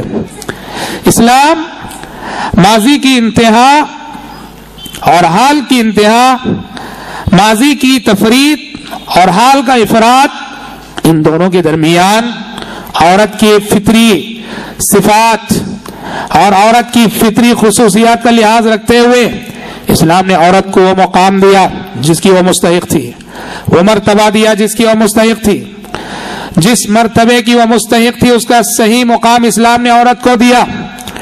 اقرأ باسم ربک الذی خلق کی وحی کا آغاز ہوا اس معاشرے میں جس معاشرے میں لڑکی کی پیدائش کو منحوس سمجھا جاتا تھا، جس معاشرے میں اگر کسی کے گھر لڑکی کی ولادت ہو گئی تو جیسے کہ اس گھر میں کوئی حادثہ ہو گیا، اس گھر میں کوئی باعث ننگوہار حادثہ ہو گیا، واقعہ ہو گیا۔ قرآن کہتا ہے يتوارى من القوم من سوء ما بشر به أيمسكه على هون أم يدسه في التراب۔ جس باپ کے گھر میں بیٹی پیدا ہو جائے اس کی نفسیات یہ ہوتی، یا تو وہ سوچتا ذلت ہے، لڑکی پیدا ہو گئی معاشرے میں اب مجھے ذلیل ہونا ہے، یا تو ذلت کے ساتھ زندہ رکھوں، ام يدسه في التراب، یا تو پھر اسے میں زندہ دفن کر دوں۔ ان دو نفسیات کے درمیان جیتا تھا لڑکی کا باپ، عورت کا باپ، ان دو نفسیات کے درمیان جیتا تھا۔ بچی پیدا ہو گئی ہے، اب میں ذلت کے ساتھ اسے پالوں یا پھر لے جا کے ننگوہار سے بچنے کے لیے زندہ دفن کر دوں۔ ایسے ماحول میں اسلام جب آیا، اسلام نے عورت کو اتنا بلند کیا کہ قیامت تک پڑھی جانے والی قرآن مجید کی سورتوں میں سے ایک سورت کا نام سورۃ النساء رکھا۔ سورۃ النساء رکھا۔ قرآن میں کوئی سورت آپ کو سورۃ الرجال نہیں ملے گی، مردوں کی سورت، لیکن سورۃ النساء ملے گی، عورتوں کی سورت۔ قرآن نے ایک سورت کا نام سورۃ النساء جس میں عورتوں کے خاص طور پہ احکام اور مسائل بیان کیے گئے ہیں، سورۃ النساء نام رکھ کر انسانی معاشرے میں عورت کے وجود کی اہمیت کو منوایا قرآن مجید نے۔ اور اتنا ہی نہیں، جس عورت کو، جس لڑکی کو باعث ننگوار سمجھا جاتا تھا، باعث ذلت اور رسوائی سمجھا جاتا تھا، اسلام نے اس عورت کے حوالے سے مردوں کو جنت کی بشارتیں سنائی اگر وہ اس عورت کے ساتھ اس نے سلوک کرتے ہیں۔ باپ اگر اپنی بیٹی کے ساتھ اس نے سلوک کرے، بیٹی کی پرورش کرے، باپ کو باپ ہونے کی حیثیت سے جنت کی بشارت سنائی گئی۔ اگر اولاد اپنی ماں کے ساتھ، عورت اگر ماں بنتی ہے تو اولاد کو جنت کی بشارت سنائی گئی، الجنت تحت اقدام الامہات۔ اور اگر عورت بیوی بنتی ہے تو اس کے شوہر کے سلسلے میں اس کی شہادت اور اس کی گواہی کو اس کے شوہر کے اخلاق کی علامت قرار دیا گیا کہ جس شوہر کی بیوی، جس مرد کی بیوی گواہی دے دے کہ یہ اچھا انسان ہے تو وہ شریعت کی نظر میں بھی اچھا انسان ہے، اور جس مرد کی بیوی کہے یہ اچھا انسان نہیں، وہ شریعت کی نظر میں بھی اچھا انسان نہیں۔ خیرکم خیرکم لأہلہ وانا خیرکم لأہلی۔ آپ صلی اللہ علیہ وسلم نے کہا تم میں سب سے بہتر وہ ہے، تم میں سب سے بہتر وہ ہے جو اپنے اہل و عیال کے حق میں بہتر ہو، اپنے بیوی بچوں کے حق میں بہتر ہو، اور لوگوں میں تم سب میں بیوی بچوں کے ساتھ اس نے سلوک کے اعتبار سے سب سے بہتر ہوں۔ حضرات آپ نے دیکھا اسلام نے کتنا بلند کیا عورت کو، اس کے جذبات کا لحاظ رکھا، اس کے جذبات کا لحاظ رکھا، اس کی جائز تمناؤں، جائز ارمانوں، جائز خواہشات کا لحاظ رکھنے کی تلقین ہوئی۔ مائی عائشہ صدیقہ رضی اللہ عنہ کہتی ہیں عید کا دن ہوتا، حبشی لوگ مسجد نبوی میں کھیل رہے ہوتے، بہادری کے کرتب دکھا رہے ہوتے، اور میں اللہ کے نبی سے عرض کرتی کہ اللہ کے نبی مجھے یہ کھیل دیکھنا ہے۔ نبی کریم صلی اللہ علیہ وسلم مجھے اپنے ساتھ لے جاتے اور میں آپ کی آڑ میں کھڑے ہوئے یہ کھیل دیکھا کرتی، اور جب تک کھیل دیکھ کر میں سیر نہیں ہو جاتی اور میں خود یہ نہ کہتی کہ اللہ کے نبی چلتے ہیں، اللہ کے نبی چلنے کے لیے نہ کہتے۔ حضرات گرامی دیکھو عورت کے جذبات کا لحاظ۔ ہاں کوئی یہ نہ کہے اپنے شوہر سے کہ مجھے اسٹیڈیم جانا ہے، جی ہاں یہ کھیل یہ کوئی کرکٹ جیسا، فٹ بال جیسا اور اسٹیڈیم کے وہ بے حیائی کے مناظر رکھنے والا کھیل نہ تھا، یہ بہادری کا کھیل تھا، یہ شجاعت و جوان مردی کا کھیل تھا۔ جی ہاں اس حدیث کو سنانے کے بعد مائی عائشہ صدیقہ رضی اللہ عنہ اپنے زمانے کے شوہروں سے خطاب کر کے فرماتی تھی فَقْدُرُوا قَدْرَ الْجَارِيَةِ الْحَدِيثَةِ السِّنِّ الْحَرِيصَةِ عَلَى اللَّهِ، کہتی تھی اے شوہروں یہ اللہ کے نبی ہیں، اللہ کے نبی کا معاملہ میرے ساتھ یہ ہے، اللہ کے نبی میرے جذبات کا اس قدر لحاظ رکھا کرتے تھے، لہٰذا تم بھی، تمہاری وہ بیویاں جو کم سن ہوتی ہیں ان کی بھی ارمانیں ہوتی ہیں، ان کی بھی خواہشات ہوتی ہیں، ذرا ان کی ارمانوں کا بھی لحاظ رکھ لینا۔ حضرات گرامی عورت کے جذبات کا لحاظ رب العالمین نے ساتوں آسمانوں کے اوپر سے رکھا۔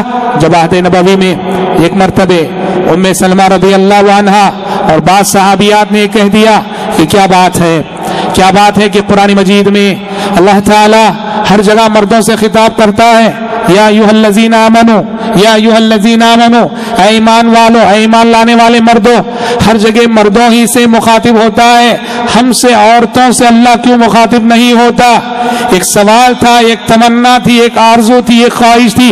رب العالمین نے ساتوں آسمانوں کے اوپر سے ان کے جذبات کا لحاظ رکھا اور فوراً یہ آیت نازل ہو گئی سورۃ الاحزاب میں ان المسلمین والمسلمات والمؤمنین والمؤمنات والقانتین والقانتات والصادقین والصادقات والصابرین والصابرات والخاشعین والخاشعات والمتصدقین والمتصدقات والصائمین والصائمات والحافظین فروجهم والحافظات والذاکرین اللہ کثیرا والذاکرات اعد اللہ لهم مغفرۃ واجرا عظیما۔ کہا مسلمان مرد مسلمان عورتیں، مومن مرد اور مومن عورتیں، سچ بولنے والے مرد سچ بولنے والی عورتیں، صبر کرنے والے مرد صبر کرنے والی عورتیں، روزہ رکھنے والے مرد روزہ رکھنے والی عورتیں، صدقہ کرنے والے مرد صدقہ کرنے والی عورتیں، خشوع خضوع اختیار کرنے والے مرد خشوع خضوع اختیار کرنے والی عورتیں، شرمگاہوں کی حفاظت کرنے والے مرد اور عورتیں، اللہ کا ذکر کرنے والے مرد اور اللہ کا ذکر کرنے والی عورتیں، ان سب کے لیے اللہ تعالیٰ نے اجر عظیم تیار کر رکھا ہے۔ غور کرنے کی بات شکایت ہے، عورتوں کو شکایت تھی کہ اللہ ہم عورتوں سے کیوں مخاطب نہیں ہوتا ہے، عورتوں کا خاص طور پہ ذکر کیوں نہیں ہوتا ہے۔ رب العالمین نے ان کے جذبات کا لحاظ رکھ کر اس آیت میں بہت ساری نیکیوں کا تذکرہ کرتے ہوئے مردوں کے ساتھ ساتھ عورتوں کا بھی ذکر کر دیا، اور یہ بتا دیا کہ نیکی کے ہر میدان میں، تقوی کے ہر میدان میں، عمل صالح کے میدان میں عورت مرد کے دوش بدوش چل سکتی ہے، بلکہ یہ بھی ہو سکتا ہے کہ عورت نیکی اور تقوی کے میدان میں اس قدر آگے بڑھ جائے کہ یہ مردوں کے لیے آئیڈیل اور اسوہ بن جائے۔ قرآن مجید نے جہاں پیغمبروں کی شخصیتوں کو انبیاء اور رسول کی شخصیتوں کو آئیڈیل اور اسوے کے طور پر پیش کیا، وہیں قرآن مجید نے کچھ خواتین کو بھی آئیڈیل اور نمونے کے طور پہ پیش کیا۔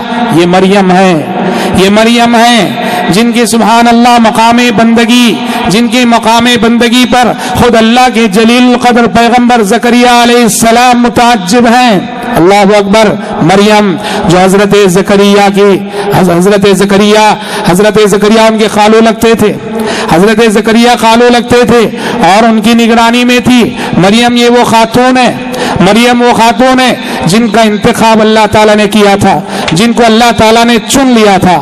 قرآن کہتا ہے یا مریم ان اللہ اصطفاکی وطہرکی واصطفاکی علی نساء العالمین، اے مریم اللہ نے تمہیں چن لیا ہے، اللہ نے تمہیں پاک کیا ہے، اور جہاں والی عورتوں پر اللہ تعالیٰ نے تمہیں فضیلت عطا کی ہے۔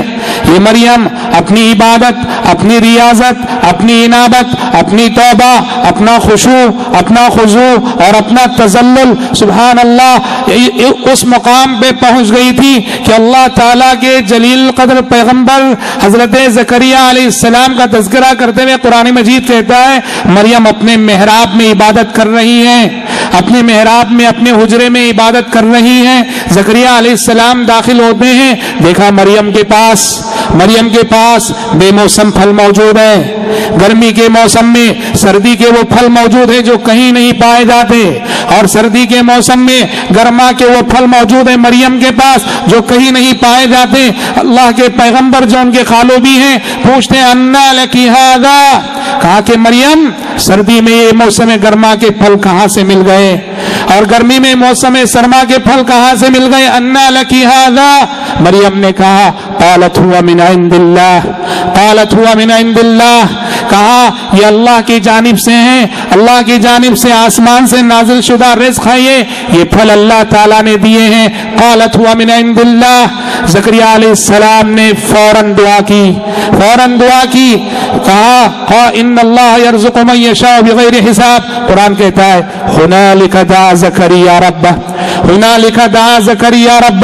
مریم نے جیسے یہ کہا کہ گرمی میں سردی کے پھل اللہ نے دیے ہیں مجھے، اور سردی میں موسم گرما کے پھل اللہ نے دیے ہیں مجھے، تو قرآن کہتا ہے ہنالک دعا زکریا ربہ۔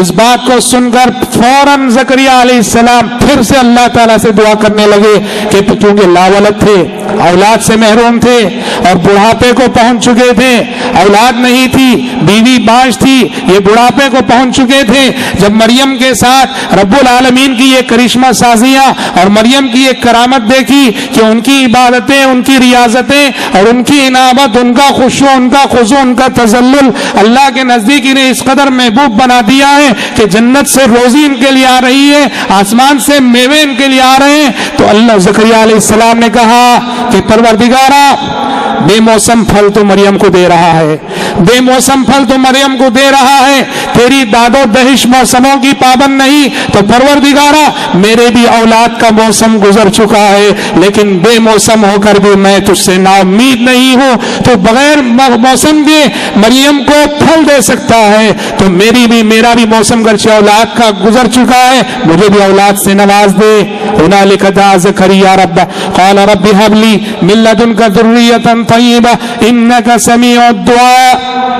حضرات گرامی، یہ یہ واقعہ جہاں بہت سارے دروس رکھتا ہے، وہیں اللہ کی جلیل قدر بندی جو اللہ کی ولی تھی حضرت مریم رضی اللہ عنہ، حضرت مریم علیہ السلام کے کردار کی عظمت کو بتاتا ہے، ان کی عبادتوں اور ریاضت کے حیرت انگیز کرشموں کو بتاتا ہے، اور یہ بتاتا ہے قیامت تک آنے والی مسلمانوں اور مسلمان عورتوں کو، مومن عورتوں کو یہ سبق دیتا ہے کہ عورت اگر عورت بن جائے، کتاب و سنت کی پابند بن جائے، تو وہ قیامت تک آنے والے مردوں کے لیے آئیڈیل بن سکتی ہے، قیامت تک آنے والے مردوں کے لیے وہ اسوہ بن سکتی ہے، وہ خدیجہ بن سکتی ہے، وہ خدیجہ بن سکتی ہے جسے رب العالمین کا سلام جبریل امین آ کے پہنچاتے ہیں کہ اے محمد خدیجہ سے کہے کہ رب العالمین انہیں سلام کہہ رہا ہے۔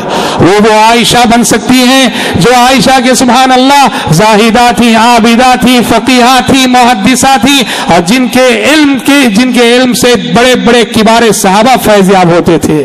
عورت اگر مومنہ بن جائے تو وہ آسیہ امرأۃ فرعون کا روپ دھارتی ہے۔ فرعون جانا ربکم الاعلی کا دعویٰ کرنے والا، انسانی تاریخ کا سب سے متکبر اور سرکش انسان، سبحان اللہ یہ کیسی بیوی ہے کہ اپنے تاریخ انسانی کے سب سے بڑے ظالم، جابر، کافر، نافرمان اور سرکش شوہر کے لیے خود اس کے گھر میں چیلنج بن کے کھڑی ہوتی ہے اور کہتی ہے رب ابن لی عندک بیتا فی الجنہ، رب ابن لی عندک بیتا فی الجنہ ونجنی من فرعون وعمله ونجنی من القوم الظالمین۔ پروردگارا فرعون سے مجھے بچا لے، فرعون کے کارندوں سے مجھے بچا لے، اور میرے لیے اپنے پاس جنت میں ایک گھر بنا دینا۔ حضرات گرامی، اسلام نے عورت کو اتنا بلند کیا، عورت کو وہ مقام عطا کیا کہ عورت کی ایک ایک ادا، اسلامی تاریخ کا مطالعہ کیجئے، اسلامی تاریخ کو پڑھتے جائیے، عورت کی ایک ایک ادا، حضرات صحابیات کی سیرت، تابعین کے بعد کے ادوار میں دیکھو صحابیات اور خواتین نے کردار کے ایسے نمونے چھوڑے ہیں کہ سبحان اللہ رہتی دنیا تک کے لیے یہ واقعات کردار کے اعلیٰ ترین نمونے شمار کیے جائیں گے۔ ایک عام سا واقعہ جو ہم بہت سنے ہیں، بہت کہے ہیں، لیکن کتنا غور طلب واقعہ ہے وہ جب یہ خاتون آتی ہے، آ کر اللہ کے نبی سے عرض کرتی ہے، کیا کہتی ہے؟ یا رسول اللہ انی امرأۃ نصرہ، یا رسول اللہ انی امرأۃ نصرہ، کہا اللہ کے نبی مجھ پہ ایک بیماری کا حملہ ہوتا ہے، میں بے ہوش ہو کے گر پڑتی ہوں۔ محدثین کی دو رائے ہیں، یا تو اسے مرگی کی بیماری تھی، یا پھر اس پہ جن کا حملہ ہوتا تھا، اور ایک روایت میں صراحت ہے کہ وہ جن کے حملے سے پچھاڑی جاتی تھی۔ کہا یا رسول اللہ انی امرأۃ نصرہ، اے اللہ کے نبی مجھ پر بیماری کا حملہ ہوتا ہے یا جن سوار ہوتا ہے، میں پچھاڑی جاتی ہوں، بے ہوش ہو کر گر پڑ جاتی ہوں، فدعوا اللہ ان یشفینی، دعا کیجئے کہ اللہ مجھے شفا دے دے۔ نبی کریم صلی اللہ علیہ وسلم نے کہا، کہا کہ دیکھو دو باتوں میں تمہیں چوائس دیتا ہوں، اختیار دیتا ہوں، چاہو فرسٹ چوائس یہ ہے، چاہو تو تم دعا چاہتی ہو شفا کی، دعا کر دوں گا شفا مل جائے گی، لیکن سیکنڈ چوائس یہ ہے کہ شفا کی دعا نہیں کروں گا، اس بیماری کی تکلیف پہ صبر کرنا، ہاں اس صبر کے بدلے میں جنت کی گارنٹی میں دے رہا ہوں تمہیں۔ امت کے مریضوں، امت کے بیماروں اور وہ لوگوں جو بڑی بڑی بیماریوں میں مبتلا ہو کر زندگی کی ہنسی کھو بیٹھتے ہیں، یہ حدیثیں آپ کو بیماریوں میں بھی مسکرانے کا موقع دیتی ہیں کہ مومن بیمار ہوتا ہے تو مومن کی بیماری اس کی آخرت کو بہتر بنانے کے لیے، اس کے گناہوں کو معاف کرنے کے لیے، اس کے درجات کو بلند کرنے کے لیے، اللہ کے نبی کہہ رہے ہیں کہ چاہو تو ابھی میں دعا کروں گا شفا مل جائے گی، لیکن سیکنڈ چوائس یہ ہے کہ دعا نہیں کروں گا شفا نہیں ملے گی، بیماری کی تکلیف پہ صبر کرنا، لیکن اس صبر کے بدلے میں جنت کی گارنٹی دیتا ہوں۔ خاتون نے فوراً کہا اے اللہ کے نبی اگر آپ کی زبانی مجھے جنت کی گارنٹی مل رہی ہے تو پھر مجھے شفا نہیں چاہیے، مجھے شفا نہیں چاہیے، میں اس بیماری کی تکلیف پہ صبر کرنے کے لیے تیار ہوں۔ حضرات گرامی، یہ کوئی معمولی بات نہ تھی، یہ کوئی معمولی بیماری نہ تھی، بڑی تکلیف دہ بیماری اور بڑا مسئلہ تھا، لیکن جنت کی ضمانت اور جنت کی گارنٹی مل رہی ہے تو کہا شفا نہیں چاہیے، میں صبر کرنے کے لیے تیار ہوں۔ اور لیکن جو بات میں صبر کا ایک اعلیٰ نمونہ آپ نے دیکھا، ایک تو صبر اور دوسرا ایمان، کتنا ایمان تھا پیغمبر کی بات پہ، کتنا یقین تھا پیغمبر کے فرمان پہ. سبحان اللہ. جہاں اس صحابیہ کا ایمان معلوم ہو رہا ہے، یقین معلوم ہو رہا ہے، ان کے صبر کا معیار معلوم ہو رہا ہے. اور محترم ماں بہنوں جو آج تعلیم کے نام پر، کلچر کے نام پر، ایجوکیشن کے نام پر گلیوں سڑکوں پہ اپنے جسموں کی نمائش کرتی پھرتی ہیں، شرم و حیا کا یہ معیار بھی ملاحظہ کرو. خاتون نے کہا اللہ کے نبی مجھے شفا تو نہیں چاہیے، دعا نہیں چاہیے، لیکن اتنی بات ہے، اتنی درخواست ہے کہ جب مجھ پہ اس بیماری کا حملہ ہوتا ہے، میں بے ہوش ہو کے گر پڑتی ہوں تو ذرا میرے بدن سے کپڑا ہٹ جاتا ہے، اتنی دعا کر دیجئے کہ کپڑا نہ ہٹنے پائے. اللہ اکبر. اتنی دعا کر دیجئے کہ کپڑا نہ ہٹنے پائے. یہ حیا کا کیسا معیار ہے کہ بے شعوری اور بے ہوشی کی حالت میں بھی اپنے جسم کی نمائش نہیں کرنا چاہتی ہیں. اور آج کی خواتین، تعلیم یافتہ خواتین، تہذیب یافتہ خواتین، کلچر کے نام پر عقل رکھتی ہوئی، سمجھ بوجھ رکھتی ہوئی، نعوذ باللہ اپنے جسموں کی نمائش کرتی ہوئی پھرتی ہیں گلیوں میں، سڑکوں میں، بس اسٹینڈوں میں، پارکوں میں، کالجوں میں. حضرات گرامی، یہ کردار کے وہ نمونے ہیں، یہ کردار کے وہ نمونے ہیں جو عورت کی زندگی میں اسلام آنے کے بعد نظر آئے، اسلام آنے کے بعد نظر آئے.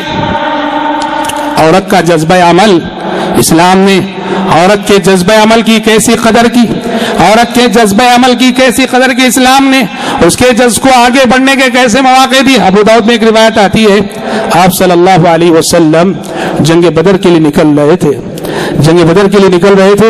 ایک خاتون آئی، آ کے کہا اے اللہ کے نبی میں بھی آپ کے ساتھ جانا چاہتی ہوں، جنگ میں شریک ہونا چاہتی ہوں. لعل اللہ یرزقنی الشہادہ، شاید اللہ تعالیٰ مجھے شہادت کی موت نصیب کر دے. کون ہے؟ ام ورقہ ان کا نام ہے. ام ورقہ رضی اللہ عنہ. کہا آپ جنگ کے لیے تشریف لے جا رہے ہیں، ذرا مجھے بھی اجازت دیجیے. جذبہ عمل دیکھو، جذبہ شہادت دیکھو. عورتوں پر کبھی بھی اسلام میں جہاد ہے نہیں، لیکن سبحان اللہ شوق شہادت، جذبہ شہادت. کہا بدر کے لیے جا رہے ہیں، مجھے بھی ذرا ساتھ لے جائیے. لعل اللہ یرزقنی الشہادہ، شاید اللہ تعالیٰ مجھے شہادت کی موت نصیب کر دے. اللہ کے نبی صلی اللہ علیہ وسلم نے کہا قرری فی بیتک، قرری فی بیتک فإن اللہ یرزقک الشہادہ. کہا ام ورقہ شہادت چاہیے، گھر ہی پہ رہو، اپنے گھر میں رہو، تمہیں گھر بیٹھے شہادت ملے گی، تمہیں گھر بیٹھے شہادت ملے گی. راوی حدیث کہتے ہیں اس واقعے کے بعد پورے مدینے میں انہیں کوئی نام لے کے نہیں پکارا کرتا تھا، ام ورقہ نہیں کہتا تھا. فکانت تسمى الشہیدہ، ہر کوئی کہتا تھا شہیدہ، شہیدہ کہتا تھا، کیونکہ لسان نبوت میں گواہی دے دی. اور یہ شہادت کیسے ملی؟ یہ شہادت کیسے ملی؟ ام ورقہ کا ایک غلام تھا، ایک لونڈی تھی. انہوں نے ان سے کہہ رکھا تھا کہ جب تک میں ہوں، میں باقی ہوں، تم میرے غلام اور لونڈی ہو، اور جب میرا انتقال ہو جائے تو تم دونوں آزاد ہو. اب یہ دونوں ان کی موت کا انتظار کر رہے ہیں کہ کب مریں گی کہ آزاد ہوں. جی ہاں، ہوا یہ کہ ان کی زندگی لمبی ہو گئی. آدھے نبوی گزر گیا، آدھے صدیقی گزر گیا، آدھے فاروقی میں. بالآخر جب ان کی زندگی لمبی ہوئی، ان دونوں نے مل کر سازش کی اور ام ورقہ رضی اللہ عنہا کا گلا گھونٹ کے ان کا مرڈر کر دیا، شہید کر مار دیا. اسلام کہتا ہے، کیا کہتا ہے؟ کہ مظلومیت کی موت شہادت کی موت ہے.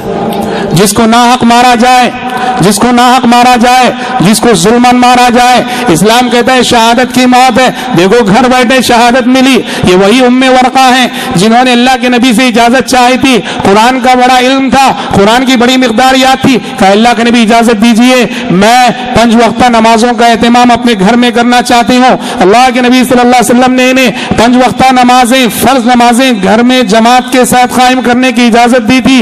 ایک بوڑھا مؤذن تھا جو اذان دیتا تھا ان کے گھر کے پاس آ کر، اور یہ گھر کی خواتین کو لے کر اپنے گھر میں جو ہے نماز پڑھاتی تھی. ہاں، عورت کی امامت کر سکتی ہے، عورت مردوں کی امام نہیں بن سکتی. جیسے آج امریکہ میں سب چل رہا ہے، مساوات مرد و زن کے نام پر، حقوق نسواں کے نام پر. جیسے ہم نے کہا آج ضرورت سے زیادہ عورت کو وہ حقوق دیے جا رہے ہیں جن کی وہ مستحق نہیں، تو دین کے نام پہ بھی لوگ وہ حقوق لینا چاہتے ہیں کہ امامت کا حق صرف مرد ہی کو. کیوں؟ جس طرح مرد عورت کا امام بنتا ہے ویسے عورت کو بھی مردوں کا امام بننے کا حق دینا چاہیے. یہ گمراہی ہے، یہ گمراہی ہے. الرجال قوامون علی النساء. اللہ تعالیٰ نے مرد کو مرد کا ایک دائرہ کار رکھا ہے، عورت کا ایک دائرہ کار رکھا ہے.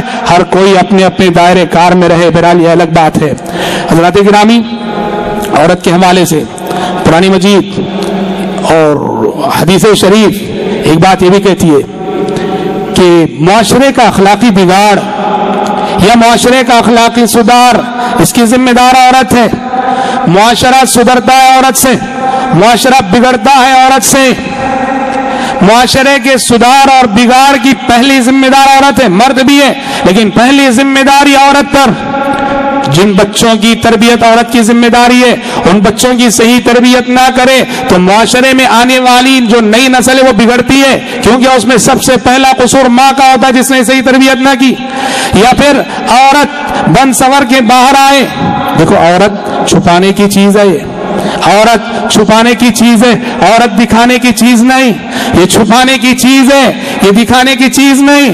عورت اگر گھر کی چار دیواری سے باہر آئے، بے پردہ ہو جائے، اپنے حسن کی نمائش کرے، اپنے زیورات کی نمائش کرے، اپنے جمال کی نمائش کرے، تو پھر معاشرے کو بگڑنے سے کوئی چیز، کوئی قانون نہیں روک سکتا. دیکھو آپ، قرآن مجید کا ایک عام قاعدہ ہے، قرآن مجید کسی بھی معاملے میں مرد اور عورت کا ذکر کرتا ہے تو پہلے مرد کا ذکر کرتا ہے، بعد میں عورت کا. جیسے بھی ہم نے آیت پڑھی، ان المسلمین والمسلمات، ہاں مسلمان مرد مسلمان عورتیں، والمؤمنین والمؤمنات، مومن مرد مومن عورتیں. ہمیشہ قرآن مرد کا ذکر پہلے کرتا ہے، بعد میں عورت کا کرتا ہے. لیکن جب زنا کا تذکرہ ہوا تو قرآن نے پہلے عورت کا ذکر کیا، بعد میں مرد کا. سورہ نور پڑھو، قرآن نے کہا الزانیۃ والزانی فاجلدوا کل واحد منہما مئۃ جلدہ. الزانیۃ والزانی فاجلدوا کل واحد منہما مئۃ جلدہ. زناکار عورت اور زناکار مرد دونوں میں سے ہر ایک کو 100 کوڑے لگاؤ. کیا وجہ ہے کہ یہاں مرد سے پہلے عورت کا ذکر ہے؟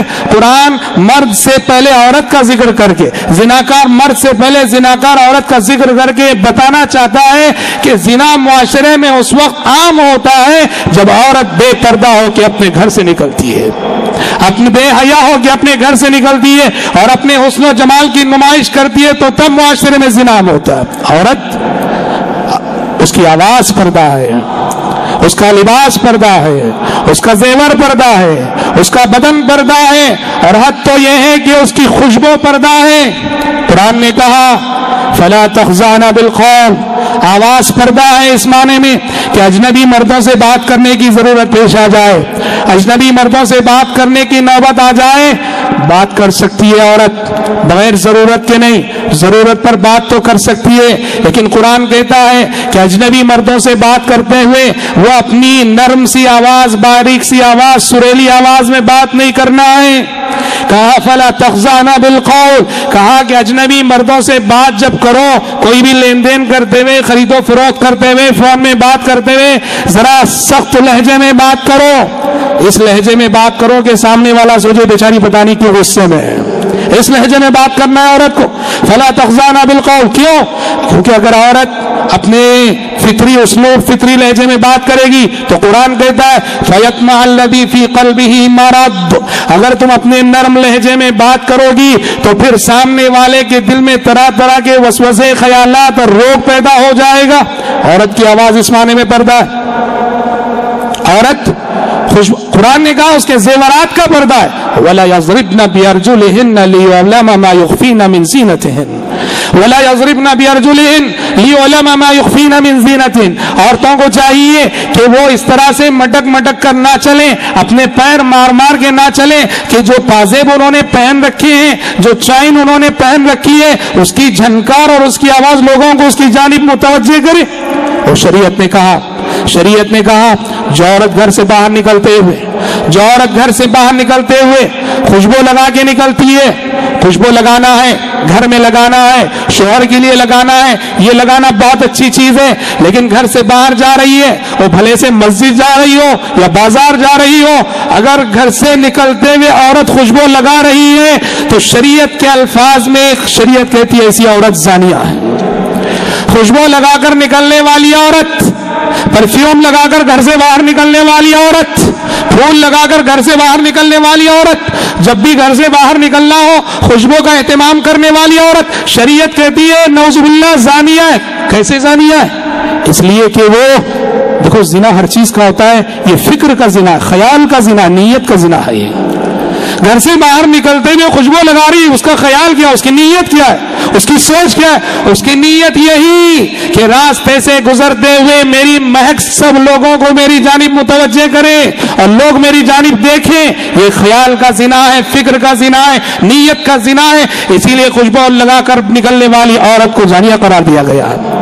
حضرات گرامی، اس لیے شریعت نے کہا ان طیب الرجال ما ظہر ریحہ وخفی لونہ وطیب النساء ما ظہر لونہ وخفی ریحہ، کہ مردوں کی خوشبو میں رنگ نہیں ہونا چاہیے، مردوں کی خوشبو میں مہک ہونی چاہیے، خوشبو ہونی چاہیے، اور عورتوں کی خوشبو میں رنگ ہونا چاہیے اور مہک کم سے کم ہونا چاہیے۔ حضرات، عورت اس معنی میں پردہ ہے، وہ چھپانے کی چیز ہے، اس کا بدن چھپایا جائے، اس کا لباس چھپایا جائے، اس کا زیور چھپایا جائے، اس کی خوشبو چھپائی جائے۔ اگر عورت جو چھپانے کی چیز ہے یہ اگر ظاہر کر دی جائے تو کیا ہوگا معاشرے میں؟ وہی ہوگا جو خبر کے آج تمام اخبارات کی ہیڈ لائنز بنی ہوئی ہے کہ ہمارے ملک کے کیپٹل سٹی میں ایک بدترین واقعہ پیش آیا کہ ایک گینگ ریپ ہوا جس میں ایک نوجوان لڑکی کی ایک ساتھ 6 افراد نے مل کر عزت لوٹی ہے۔ ہاں، 6 افراد نے ایک نوجوان لڑکی کی، اور وہ بھی راستہ چلتی ہوئی گاڑی میں عزت و آبرو لوٹی ہے۔ ہائے ہائے، انسان کی درندگی بھی کیسی ہے! یہ انسان یہ اگر درندگی پہ اتر آئے تو اللہ کی قسم جنگل کے درندے بھی شرمائیں۔ علامہ اقبال نے ایک مصرع کا بہت سچی بات کہی۔ علامہ اقبال نے کہا کہ ابلیس نے اللہ سے شکایت کی، ابلیس نے اللہ سے حالات حاضرہ پہ چوٹ کرنے کا انداز علامہ اقبال کا، ابلیس نے، شیطان نے اللہ سے شکایت کرتے ہوئے کہا من شدم صحبت آدم خراب، کہا کہ پروردگارہ یہ انسان کتنا بگڑ گیا ہے کہ اس کی دوستی سے میں بھی خراب ہو جا رہا ہوں، اس کی صحبت سے میں بگڑ جا رہا ہوں، میرا کیریکٹر بگڑ جا رہا ہے۔ من شدم صحبت آدم خراب۔ حضرات گرامی، آج الحمدللہ ہمارے ملک کے پارلیمنٹ میں اور ہر جگہ اس مسئلے پہ گفتگو ہو رہی، بات چیت ہو رہی ہے کہ ان جیسے حادثات کو کیسے روکا جائے۔ کوئی کہے سزائے موت کا مطالبہ کر رہا ہے، کوئی فلاں سزا کا، کوئی فلاں سزا کا۔ ہمارا چیلنج ہے دنیا کے کسی قانون میں اگر دم ہے ایسے واقعات کو ختم کرنے کا تو یہ دم صرف اور صرف قانون محمدی اور شریعت محمدی میں ہے۔ قانون محمدی اور شریعت محمدی سے ہٹ کر کیسے قانون بنا لو؟ اسلام نے جو سزائیں دی ہیں زانیوں کو وہی سزا اسی کے اندر دم ہے کہ معاشرے کو اس برائی سے پاک کر سکے، عورتوں کی عزت و ناموس محفوظ رہ سکے۔ اگر اسلام کی سزاؤں سے ہٹ کر چیلنج ہے کوئی بھی سزائیں آزما لو، یہ جرائم نہ کم ہوں گے نہ ختم ہوں گے۔ ہمارا چیلنج ہے کہ یہ گینگ ریپ کوئی پہلا واقعہ ہے، کتنے واقعات نہیں ہو گئے، وقتی طور پہ شور ہوتا ہے، ہنگامہ ہوتا ہے۔ حضرات گرامی، ہمارا دعویٰ ہے انسانیت کو جو مسائل درپیش ہیں، جو چیلنجز درپیش ہیں آج، اس کا واحد حل اسلام ہے، اسلام ہے، اسلام۔ دیکھو ابھی پچھلے سالوں میں معاشی بحران آیا، اقتصادی بحران آیا، اور دیکھتے ہی دیکھتے سود کی لعنت کی وجہ سے دنیا کی کتنی کمپنیاں ختم ہو گئی، بینک ختم ہو گئے، اور آپ جانتے ہیں جو تاجر طبقہ ہے سبحان اللہ کیسے معاشی بحران میں اچانک دنیا شکار ہوئی۔ اور دشمنوں نے کہا اور برطانیہ کے فائنانس منسٹر نے کہا کہ اس بحران سے نکلنے کا واحد راستہ یہ ہے کہ ہم اسلامی نظام معیشت کو اپنائیں۔ دیکھو قدم قدم پر ہر باب میں، اخلاق کا معاملہ ہو، اقتصادیات کی بات ہو، ہر معاملے میں شریعت اسلام نے جو حل پیش کیا ہے یہی انسانیت کے لیے نجات دہندہ ہے۔ تو حضرات گرامی، تو کہنا یہ ہے عورت چھپانے کی چیز ہے، عورت دکھانے کی چیز نہیں۔ عورت کے لفظی معنی ہی آتے ہیں ایسی چیز، عورت کے جو عربی زبان میں وہ چیز جس کو ظاہر کرنا مستحب نہ ہو، جس کو چھپانا اچھا سمجھا جاتا ہے، اس کو عورت کہا جاتا ہے۔ تو اس طرح شریعت کہتی ہے کہ معاشرے کا سدھار ہو، معاشرے کے سدھار کا اعزاز بھی عورت کو ملتا ہے، اور معاشرے کے بگاڑ کی ذمہ دار بھی عورت ہے۔ اور حدیث میں ایک اور بات عورتوں کے حوالے سے خصوصیت کے ساتھ کہی گئی ہے، اور میں اس بات کو بتا کے اپنی بات ختم کرتا ہوں۔ حدیث میں ایک بات یہ بتائی گئی ہے کہ جس طرح معاشرے کا اخلاقی بگاڑ اس کی ذمہ دار عورت ہوتی ہے، نبی کریم صلی اللہ علیہ وسلم نے احادیث میں اس بات کی پیشن گوئی کی ہے امت مسلمہ میں بدعقیدگی کا فتنہ اور شرک کا فتنہ بھی سب سے زیادہ عورتوں کے راستے ہی سے داخل ہوگا۔ دیکھو جزیرہ عرب، آپ جانتے ہیں جزیر عرب کے سلسلے میں نبی کریم صلی اللہ علیہ وسلم نے فرمایا، مسلم شریف کی روایت ہے، ان الشیطان قد ایس من ان یعبدہ المصلون فی جزیرۃ العرب. شیطان نبی کریم صلی اللہ علیہ وسلم کی بعثت کے بعد، توحید کے غلبے کے بعد اور شرک کا خاتمہ اور صفایا جزیرہ عرب سے اس طرح ہوا، اب شیطان مایوس ہو چکا ہے. اب جزیرہ عرب میں کبھی شرک ہوگا، شیطان کی عبادت ہوگی، شیطان مایوس ہو چکا ہے. لیکن آپ صلی اللہ علیہ وسلم نے کہا اس مایوسی کے باوجود قیامت سے پہلے جزیرہ عرب میں شرک ہوگا، جزیرہ عرب کے اندر شرک ہوگا. اور یہ شرک کن کے راستے سے آئے گا؟ عورتوں کے راستے سے آئے گا. چنانچہ ایک حدیث میں آپ فرماتے ہیں قیامت اس وقت تک قائم نہ ہوگی، قیامت اس وقت تک قائم نہ ہوگی جب تک کہ قبیلے دوس کی عورتیں، یہ عرب کا ایک قبیلہ تھا دوس، کہا قیامت اس وقت تک قائم نہ ہوگی جب تک کے لیے قبیلے دوس کی عورتیں ذی الخلصہ نامی بت کا طواف نہ کرنے لگ جائے. دیکھو پیشن وہی ہے کہ بت پرستی شروع ہونے والی ہے، اور بت پرستی شروع ہو رہی ہے تو عورتوں کا تذکرہ ہے، جو اس بات کی دلیل ہے امت میں شرک کا فتنہ مردوں سے زیادہ عورتوں کے راستے سے داخل ہوتا ہے. اور سبحان اللہ اس کی صداقت کی ہزار دلیلیں آپ اپنے ملک میں دیکھ سکتے ہیں. مزاروں کے پاس چلے جاؤ، آپ کو کالے برقعے زیادہ نظر آئیں گے. مزاروں کے پاس جاؤ، کالے برقعے زیادہ نظر آئیں گے. اور مزار تو مزار، والعیاذ باللہ مندروں کے پاس چلے جاؤ. آج کے بنگلور کا ایک مندر ہے، چیلنج کے ساتھ لوگ بتاتے ہیں ہر صبح آپ وہاں چلے جاؤ، مسلمان عورتوں کو دیکھ سکتے ہیں کیوں میں کھڑی ہوئی. مندر، کتنے چرچ ہیں جہاں مسلمان عورتیں جایا کرتی ہیں. شرک کا فتنہ بھی عورتوں کے راستے سے داخل ہوگا.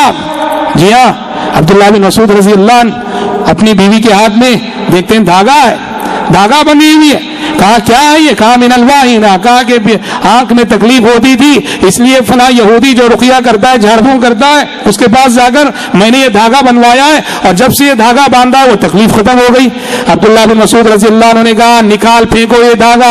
ان آل عبداللہ ابن مسعود لا اغنیاء عن الشرک، کہ عبداللہ بن مسعود کے گھر والوں کو شرکیہ علاج کی کوئی ضرورت نہیں، نکال پھینکو. کہا جانتی ہو یہ تکلیف کیوں کم ہو گئی؟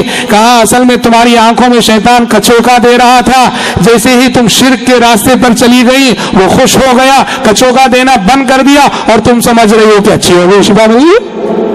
حضرات گرامی یہ سب روایتیں بتاتی ہیں کہ جس طرح بد اخلاقی کا فتنہ عورتوں کے راستے سے آتا ہے، اسی طرح بد عقیدگی کا فتنہ، شرک کا فتنہ بھی اس امت میں عورتوں کے راستے سے آیا جائے. اس لیے محترم ماں بہنوں، آپ سے خصوصی درخواست، گزارش، کتاب و سنت کا علم حاصل کرو. اللہ کا شکر ہے کہ جس دور سے ہم گزر رہے ہیں اچھی بیداری نوجوانوں میں، مردوں میں، عورتوں میں، ایک اچھی بیداری، تعلیمی بیداری، عقیدے کے اعتبار سے، عمل کے اعتبار سے، عبادات کے اعتبار سے اچھی بیداری کا دور ہے. انٹرنیٹ سے جہاں بہت سارے نقصانات ہوئے ہیں، الحمدللہ ہماری نوجوان لڑکوں اور لڑکیوں کی ایک بڑی تعداد ایسی ہے جس نے انٹرنیٹ سے الحمدللہ علم بہت فائدہ بھی حاصل کیا ہے، علم بھی حاصل کیا ہے. بس ضرورت اس بات کی ہے کہ آپ صرف انٹرنیٹ پہ اکتفا نہ کریں. انٹرنیٹ سے جو آپ علم حاصل کرتے ہیں اس کی تصدیق اور توثیق کسی معتبر عالم سے کر لیا کریں، ورنہ آپ ہو سکتا ہے کسی بات کو غلط سمجھ جائیں اور لینے کے دینے پر جائیں. تو محترم ماں بہنوں، یہ زمانہ، یہ حالات آپ کے لیے چیلنج بھرے حالات ہیں. دنیا آپ کے سامنے ثانیہ مرزا کو آئیڈیل کے طور پہ پیش کرے گی. دنیا آپ کے سامنے اشتہارات میں، ٹیلی ویژن میں اور پوسٹرز میں ثانیہ مرزا جیسی بے حیا عورت کو آپ کے سامنے آئیڈیل بنا کر پیش کرے گی. للہ دھوکے میں نہ آنا، دھوکے میں نہ آنا. آپ کے لیے آئیڈیل خدیجہ و عائشہ ہیں، آپ کے لیے آئیڈیل ام حبیبہ و ام سلمہ ہیں، آپ کے لیے آئیڈیل ام کلثوم و فاطمہ ہیں، آپ کے لیے آئیڈیل صحابیات تابعیات ہیں. یہ عورت یاد رکھنا، انسان کیریکٹر سے انسان ہے، انسان اخلاق سے انسان ہے. انسان اگر کیریکٹر سے عاری ہو جائے، اخلاق سے خالی ہو جائے، وہ جانور سے بدتر ہے. اولئک کالانعام بل هم اضل. آج کے دور کا بہت بڑا المیہ یہ ہے کہ آج کا دور ان انسانوں کو اسٹیج دے رہا ہے اور ان انسانوں کا شو کر رہا ہے جو کیریکٹر سے خالی ہے اور اخلاق سے خالی ہے، اور ہم اس دھوکے میں آ کر انہی کو اپنا ہیرو مان کے چلتے ہیں، جس کی وجہ سے خود ہمارا کردار، یہ فلم ایکٹرز ہیں، یہ کھلاڑی ہیں، فلاں ہیں جن کے اندر کیریکٹر نہیں، جن کے اندر اخلاق نہیں، اور ان کو جو آئیڈیل کے طور پہ پیش کیا جاتا ہے. یہ ہمارے آپ کے دین، ایمان اور اخلاق کے لیے بہت بڑا چیلنج ہے، اور اس چیلنج کو فیس کرنے کے لیے اللہ سے دعاؤں کے بھی طالب بنے، علم بھی حاصل کریں. دعا ہے رب العالمین आलमीन से कि अल्लाह ताला कहने वाले को, सुनने वालों को, मुआशरे के तमाम मर्द और तमाम खवातीन को मौजूदा दौर के तमाम छोटे बड़े फितनों से बचने की तौफीक अता फरमाए। रब्बुल आलमीन इस सिलसिले में हमारी आपकी मदद फरमाए। रब्बुल आलमीन की तौफीक, उसकी मदद से रब्बुल हम सब मौजूदा दौर के तमाम ज़ाहिरी और बातिनी फितनों से बच सके। अल्लाह करे आमीन। व आखिरु दावाना अल्हम्दुलिल्लाहि रब्बिल आलमीन। मैं उस्ताद मुहतरम का तहे दिल से शुक्रिया अदा करता हूँ। माशाअल्लाह उस्ताद मुहतरम अपनी तमाम मसरूफियात को बाला ताक़ रखते हुए हमारी दावत पर लब्बैक कहा और हमारे दरमियान आकर अल्हम्दुलिल्लाह हम लोगों को बहुत सारी चीज़ों से जो है नवाजा।